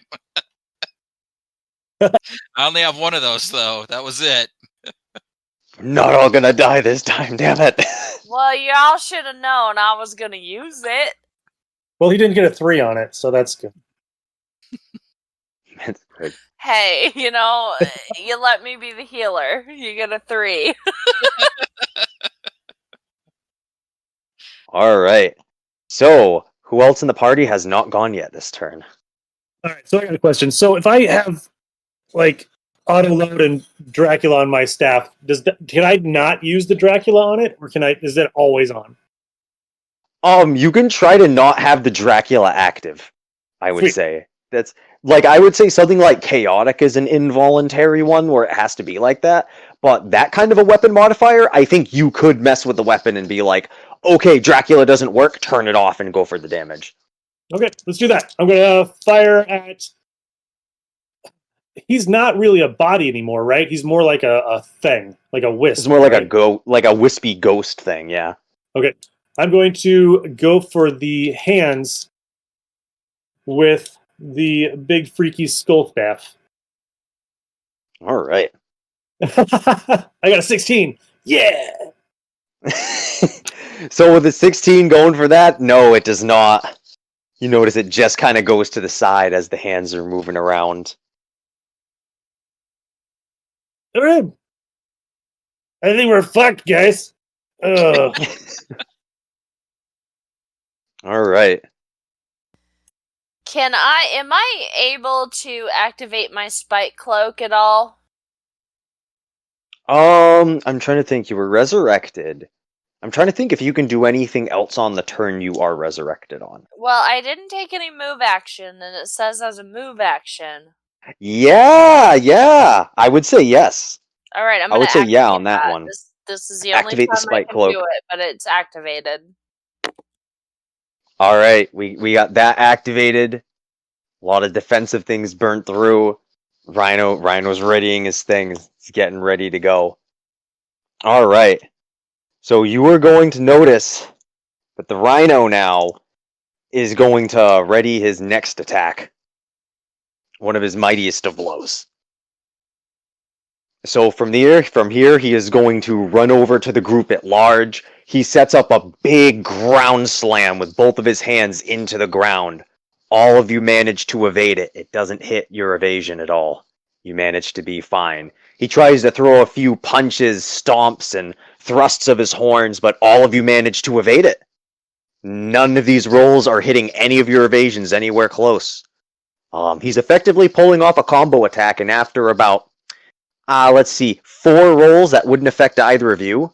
Narratively, there are horns being thrust, stomps going away, earthquaking moves, and all of you are evading it with all of your various skills, blocking them, stopping them. You know, any false movement, any fell thought will bring you into an early grave, but all of you manage to sidestep, avoid, keep perfection, continue it onward.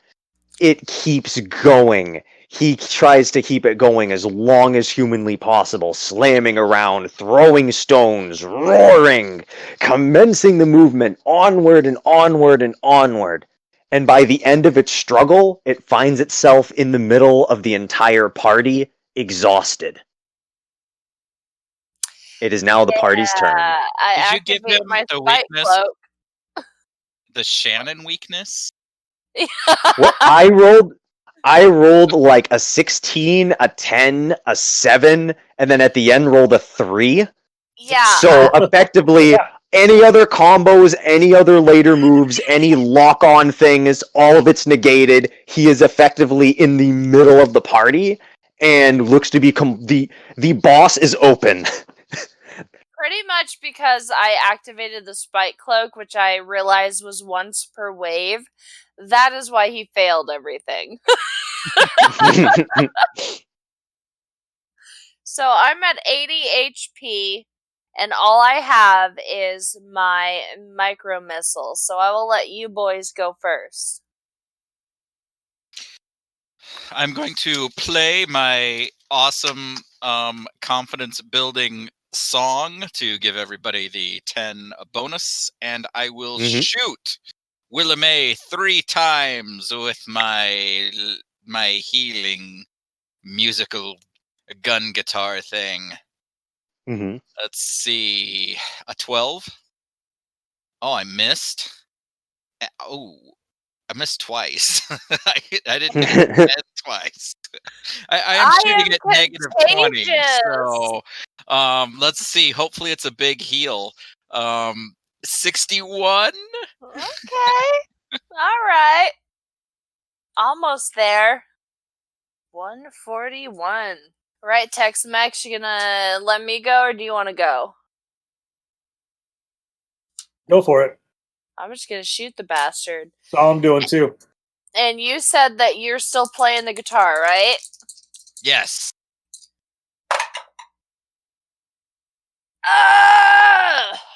30. Okay, that was a 30 to hit with what? My micro missile launcher. The micro missile launcher. You do know that he's in the middle of all of you, right? And you'll probably all get hit with the blast radius. Well, I mean, that's the best thing I got other than unarmed. It's just not. See, you'll be fine because you have that amulet. But that is your call. But can I retcon that and just wait to see what next does? Yeah, because we haven't made any official calls with it yet. Okay, yeah. Good. I already used my spike cloak, so instead of that, I mean, I can make a move, let Tex-Mex go, and then decide my next move, right? Yeah, and basically, if Ukulele, pretty much as long as Ukulele and Tex-Mex decide to move, like, on their turns to, like, move, like, attack and then move, whatever the case, then they should be fine if they move maximum range to not be caught in the blast. Okay, then I'm gonna move as far back as I can. Mm-hmm. 24, at least 24 to get out of the blast radius and hope that they do the same. Quick action, I'll be like, hey guys, fucking move. Oh, wait. Move, guys. I've lost my southern accent. I'm a lot of beers in, so that's what I do. Usually you get more southern as you drink. I don't know what happened. Hey guys, you need to move. Well, you should know when I play my guitar and multitask, I can't move. Oh fuck, he's about to die. Alright, so you will be within the radius, Ukulele. Oh, the drama. The drama. I like Ukulele though. I can't just shoot if he's within the fucking blast range. Can I? Oh no, he's in it. He's in it. Fuck. He's in it. It's your call. You see there's this thing. It looks pretty damaged. It might be the shot to take it out, but you feel like this will also take out Ukulele, and you can't just do that. I'm gonna wait for Tex-Mex. No, do it. I'm going to use my peril port, and I'm going to put Ukulele adjacent to me. Ah. Alrighty then. It's happening. It's all coming together. Which dice am I feeling? Gold? Don't let me down. 94. Yup. That is going to hit. Alright. Here we go. Largest result. Oh, buddy! 98, 108, 118. The micro missile launcher makes full detonation. You even see it go completely through the apparition, through the wisp, hitting the ground, completely detonating, getting crumbled and crushed by the rocks and the stones, everything within, different kinds of containers of fluids all seeping inward. The floors of the building are now collapsing. At this point, you know it is time to escape. The entire place is falling apart. You can see that spirit, like, literally sink into what you could imagine being the center of the universe, just sinking into the underworld, as you see it reach outward, knowing all the sin that it has committed in some kind of false stride for superiority. It sinks away into obscurity, like everything it's slain. Oh shit, boys, I think we better run. Do I have a sense of where we are in this building? You feel like you're around the middle or something. It's very difficult to tell. The thing's been all disheveled and crumbled. It seems as though the way things are falling apart, the walls might come out. There's a typical sliding motion with how everything is falling apart. Like everything's crumbling. Because I can't. So I'm going to use my decay beam or my rust beam to shoot one of the walls, and hopefully, as we go further out, it's going to be more stable. So let's give that a shot. How many rust beams do you have? One per wave. The rust beams are per gauntlet function. Is it? Yeah. Okay, in the book it says one per wave. It does? Uh-huh. The beams? Yeah. Decay beam and the rust beam say one per wave. Really? You know what? Like, I guess that's right. Yeah, way overpowered. Yeah. So Yeah. That's definitely that's like mislabeled. For the longest time, those were per gauntlet. Yeah. So you I will say you might want to update that. Yeah, we need to fix that. But yeah, anyway, yeah, you will not be able to rust beam the side of this area because you've already used your rust beam prior. All right. So, guys, I'm immune to piercing, so you guys need to run. Willamay is running as fast as she can. I'm following. All right. I'm going to Singing an as close as I adventurous can. song. I'm sorry, playing an adventurous song. All right. No. Don't gloss over the song. Well, you better run, because this building's gonna fall, and kill you splat. We don't want Willa May to become a dead old rat. We'll run from the rhino and we'll run from the building. Because, building. I'll take it. I love it. Building. So ukulele and Willa May, if both of you could give me athletics rolls. And I'll also say, and Willa May, from your previous attack done on you, your glasses, I will say, are broken. Boo! Alright, so what's that, -10? I'll figure out some minuses. I'll say, so music's being played, so give me an athletics roll and add 10 to it, and then I'll mess with the numbers from there.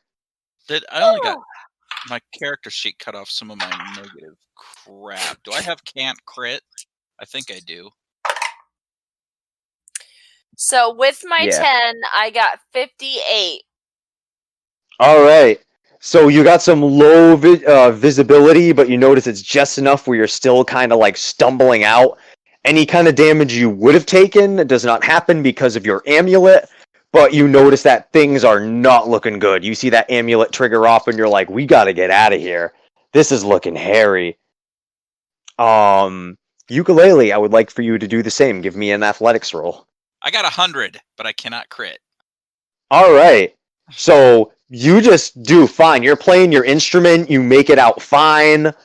And I'll say you'll help lead the way for Willa May to help kind of ease the situation going on there. And then lastly in the back, Tex-Mex, unable to make these checks. You can give me a coordination check, though. All right, let's do that. All right, so I got an 89. I'm rolling like crazy today. Tex-Mex is surfing down the side of this broken building, like boulders underneath his feet, swaying from left to right. He is the master of balance right now. Like going down like that Disney animated Tarzan, just sliding down on his feet. Nice. Phil Collins playing in the background. You'll be in my heart. Oh my god. Nice callbacks. How do you remember Sliding that? down the side. I have children. So do I.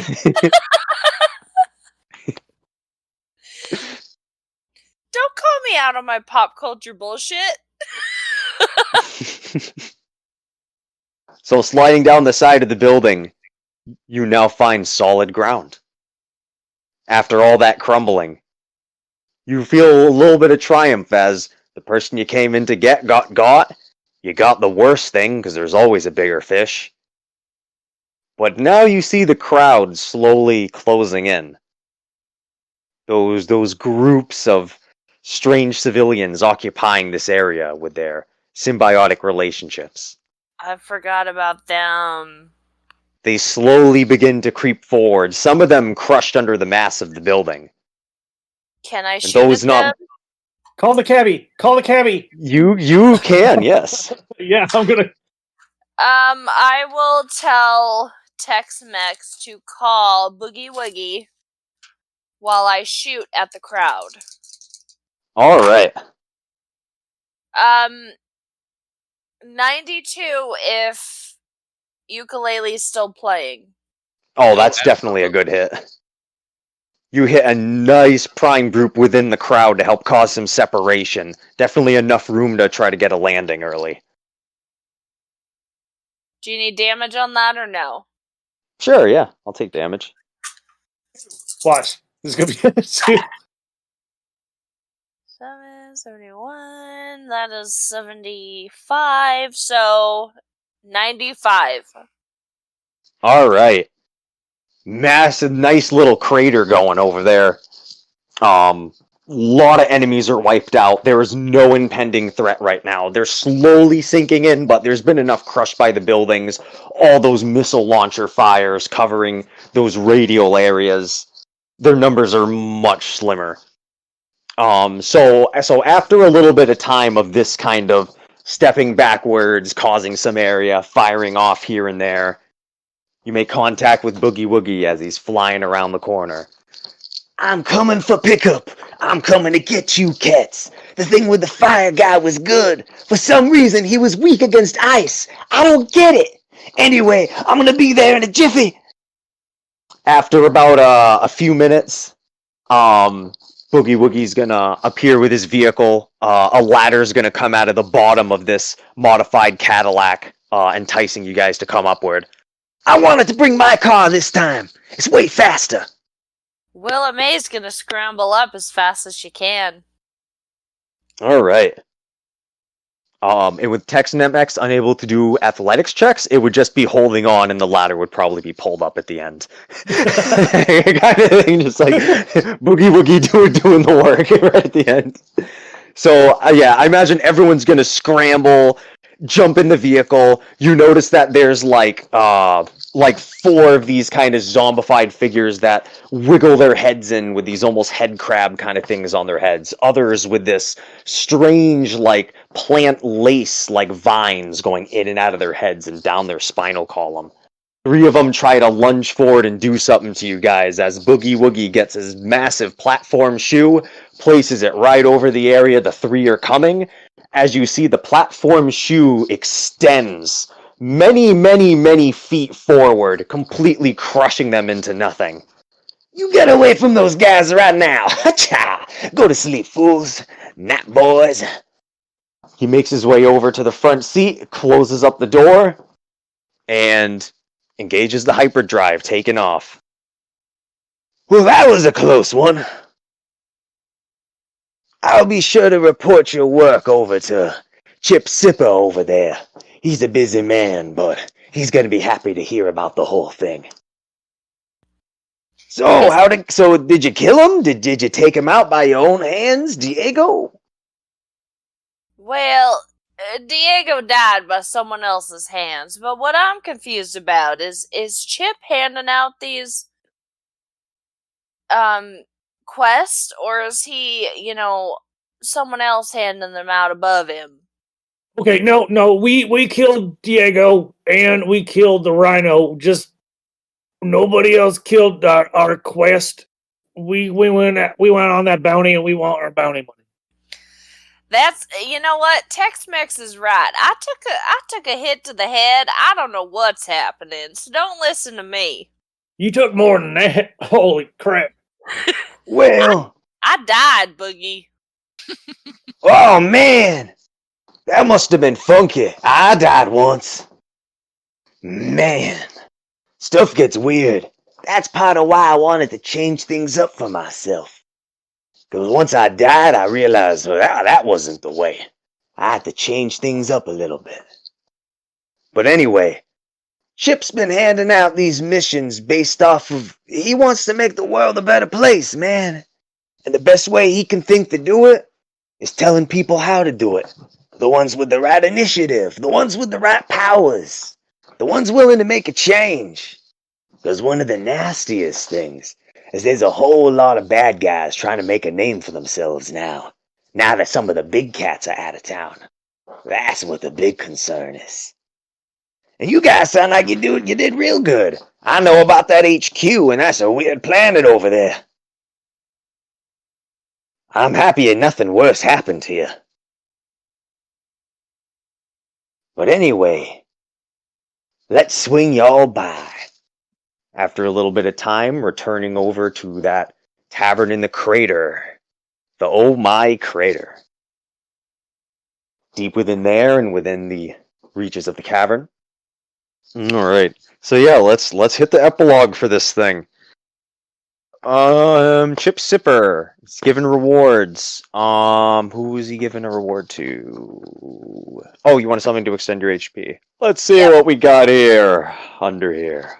Well, Got some shots over here made of some very special botanicals from far distant worlds. Some rumor that it even comes from the isolated hive mind world of Drozon, but that's just a rumor.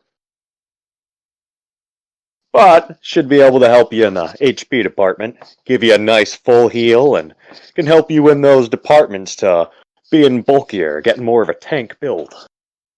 It can help. But you gotta train too, that's the biggest thing. Does that all make sense? That makes perfect sense. You know, I always think that I'm ready for it, but then I find something else kicks me down to my fucking dirt. Well, the good thing about these special botanicals is they should have the right kind of kick in the butt to get you where you need to go. They've been known to get people out of the weirdest funks you could be in, whether it be psychological or otherwise. Very helpful at getting that good kickstart. Think of it like a phoenix for your soul. So, who else would like their reward? Let's see. Mr. Tex-Mex, what would you like? My Wait, face I'm back. sorry. I'm confused. What did I get? Well, what you asked for? You were asking that you wanted. I said, "Oh, what do you want? Here's your one." You're like, "I want a bigger more HP." right? So you were gifted with more HP. Your health and all your stuff was brought up to max. Okay. And specifically in the botanical that was given to you, it's something that should help you become more powerful down the lines. Where with proper training and this and that, it's something that will help you even more than someone without it to reach certain goals. Okay. Some kind of special botanical that can help you become more powerful. Very rare. All right. Thank you. Don't mention it. Mr. Tex-Mex, what would you like? Craig to work right? Because every time I'm pulling something up to download the link, it is saying invalid ID. Is that because it's still recording? It could be. Did it still record? Is it still recording right now? Yeah, he's showing there. You know, I don't know how much work it would be for you, but I mean, if we all recorded with Audacity and then sent you the file, I mean, that would suck, but... That would, but it would work. I might have to find something else. Yeah. Yeah, it's gonna be like a persistent thing. Yep. Because normally on the Kill Sector server, we don't really record. Like every now and again we will, but we really don't do it often. They probably didn't intend for this many people to be on the server recording, you know, when all this shit started. Yeah. Yeah. Yeah, that would make sense. Alright, so that I just being want to said... go back home. Well, I can send you back home if that's where you want to go, partner. I got some teleportation talents as well. I don't got as much as the do a bunch of damage, catch you on fire, rah, ooga booga. I don't do any of that stuff. But, tell you what, I can send you back home nice and easy. You don't want anything else for the road, partner? No, I'm good. Alright, I'll make sure you land somewhere nice and dry when you get home. That would be appreciated. Oh, lastly, who do we got here? Ukulele. What would you like? I'd just like to have something that I can make my inspirational songs about Willa May even more inspirational.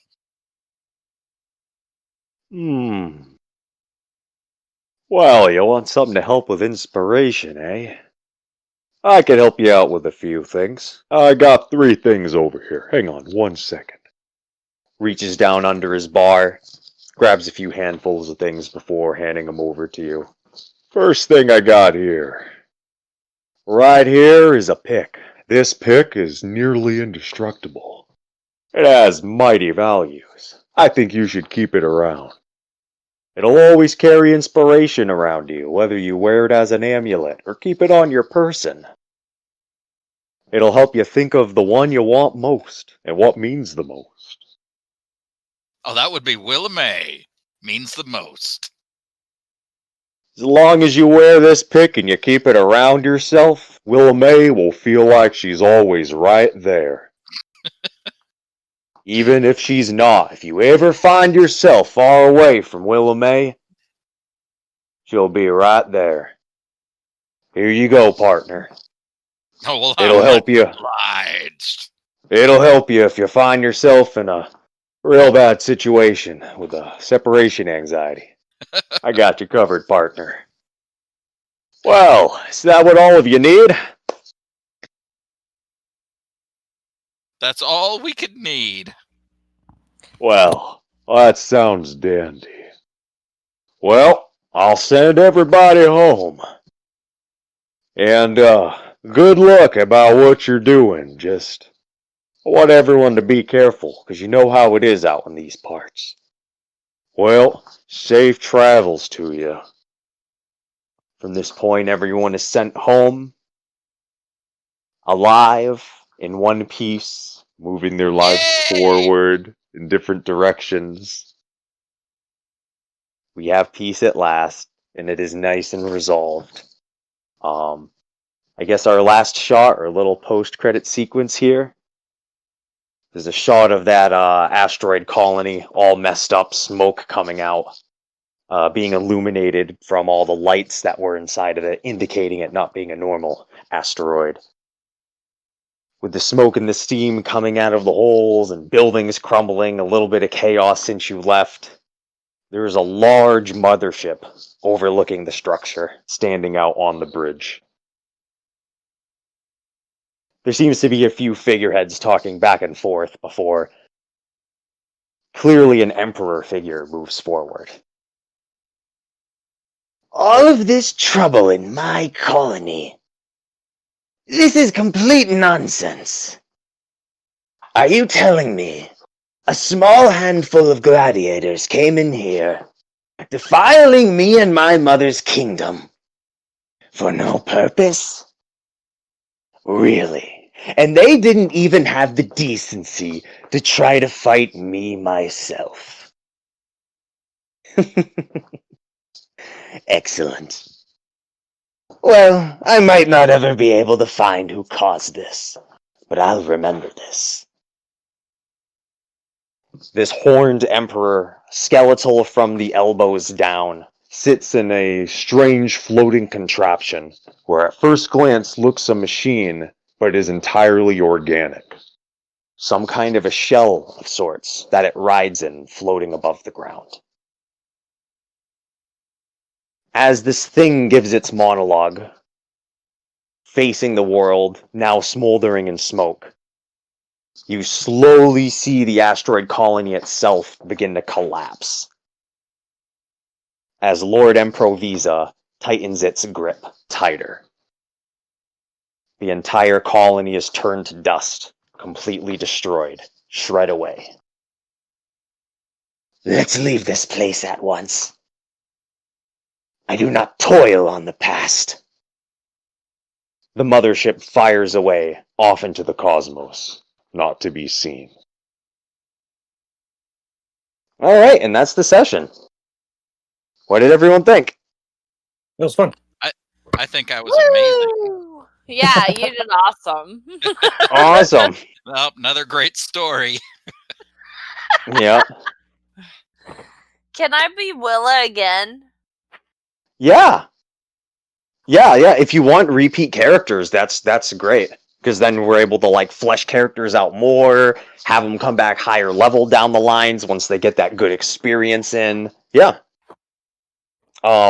And I would say whatever for next time, same deal. Just let me know any suggestions, what works, and we can kind of finagle what theme or flavor works the best. Yeah, it should go real good. I've been doing some real interesting stuff lately, and I've been meaning to bring over some of the stuff I'm doing on the other server, like over here, because I just started doing some like weird ones that I think would really work with this group. Get like some good role play, some good combat in. And Are you guys up to playing these characters again? Well, sure. Heck yeah. Or, sorry, hex yeah. Yeah. I guess all I need to know is like how a quote-unquote level up works. So basically, how we handle that is, it's that's usually why we do like 10-point gauntlets, 15-point gauntlets. So we usually do the majority of these 10-point ones, so that like down the lines, if it's like, oh, let's bring in the crew, they've gotten stronger, smarter, wiser, we bring everyone in as like 15-point characters instead of 10-point ones. So we would do it. That's usually how we handle the level up. And it's just something fun with that. Yeah, it would be like where you all come in as 15-point characters or something between 15 and 10.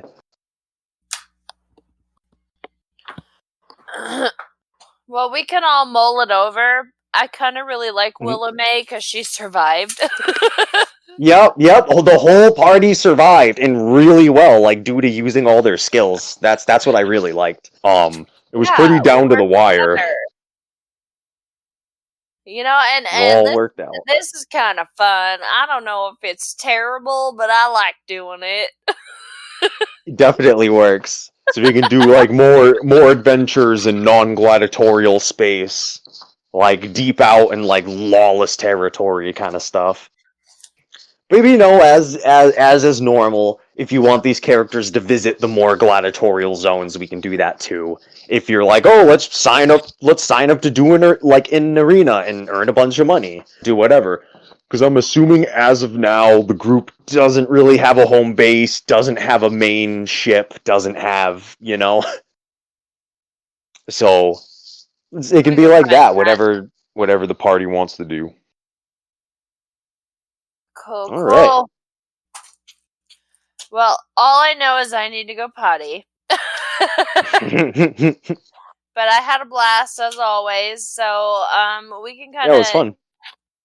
Delve into the next session as, you know, like we usually do. Exactly, just like as people have ideas, like let me know, whether it's like, oh, let's do an arena, or this flavor, that flavor, whatever. Just let me know whenever people have ideas, and I'll start formulating something cool. The more specific, the better. All right, well, I'm Awesome. gonna log off. Happy Christmas, everybody. I guess Tyson, because I'll see everyone else, you know, otherwise. Yeah. Merry Christmas to everyone. Happy holidays for all. See y'all later. See you later.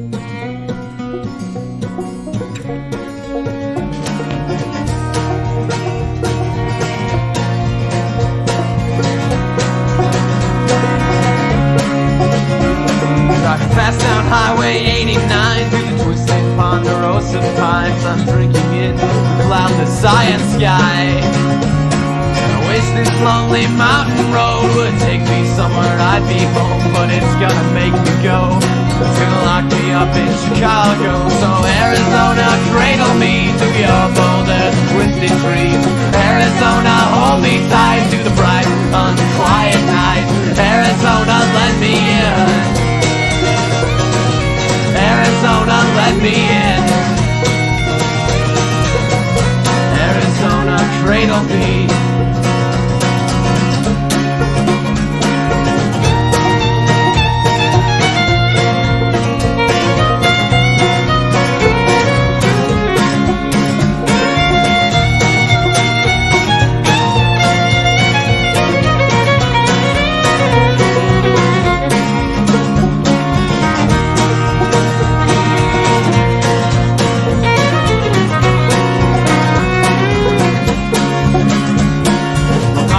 My thoughts I lose, the suburbs just don't know the truth the way these canyons do.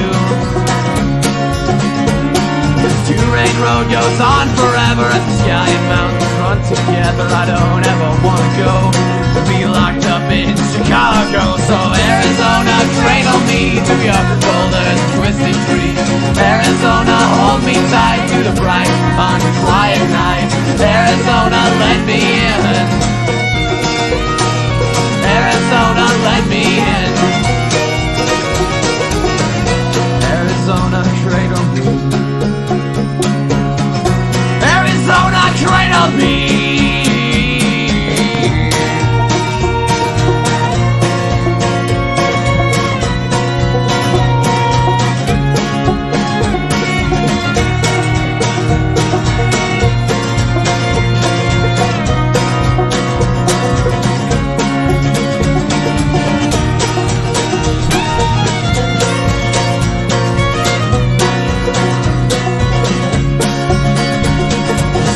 Arizona, cradle me through your boulders and twisted trees. Arizona, hold me tight through the bright, unquiet night. Arizona, let me in.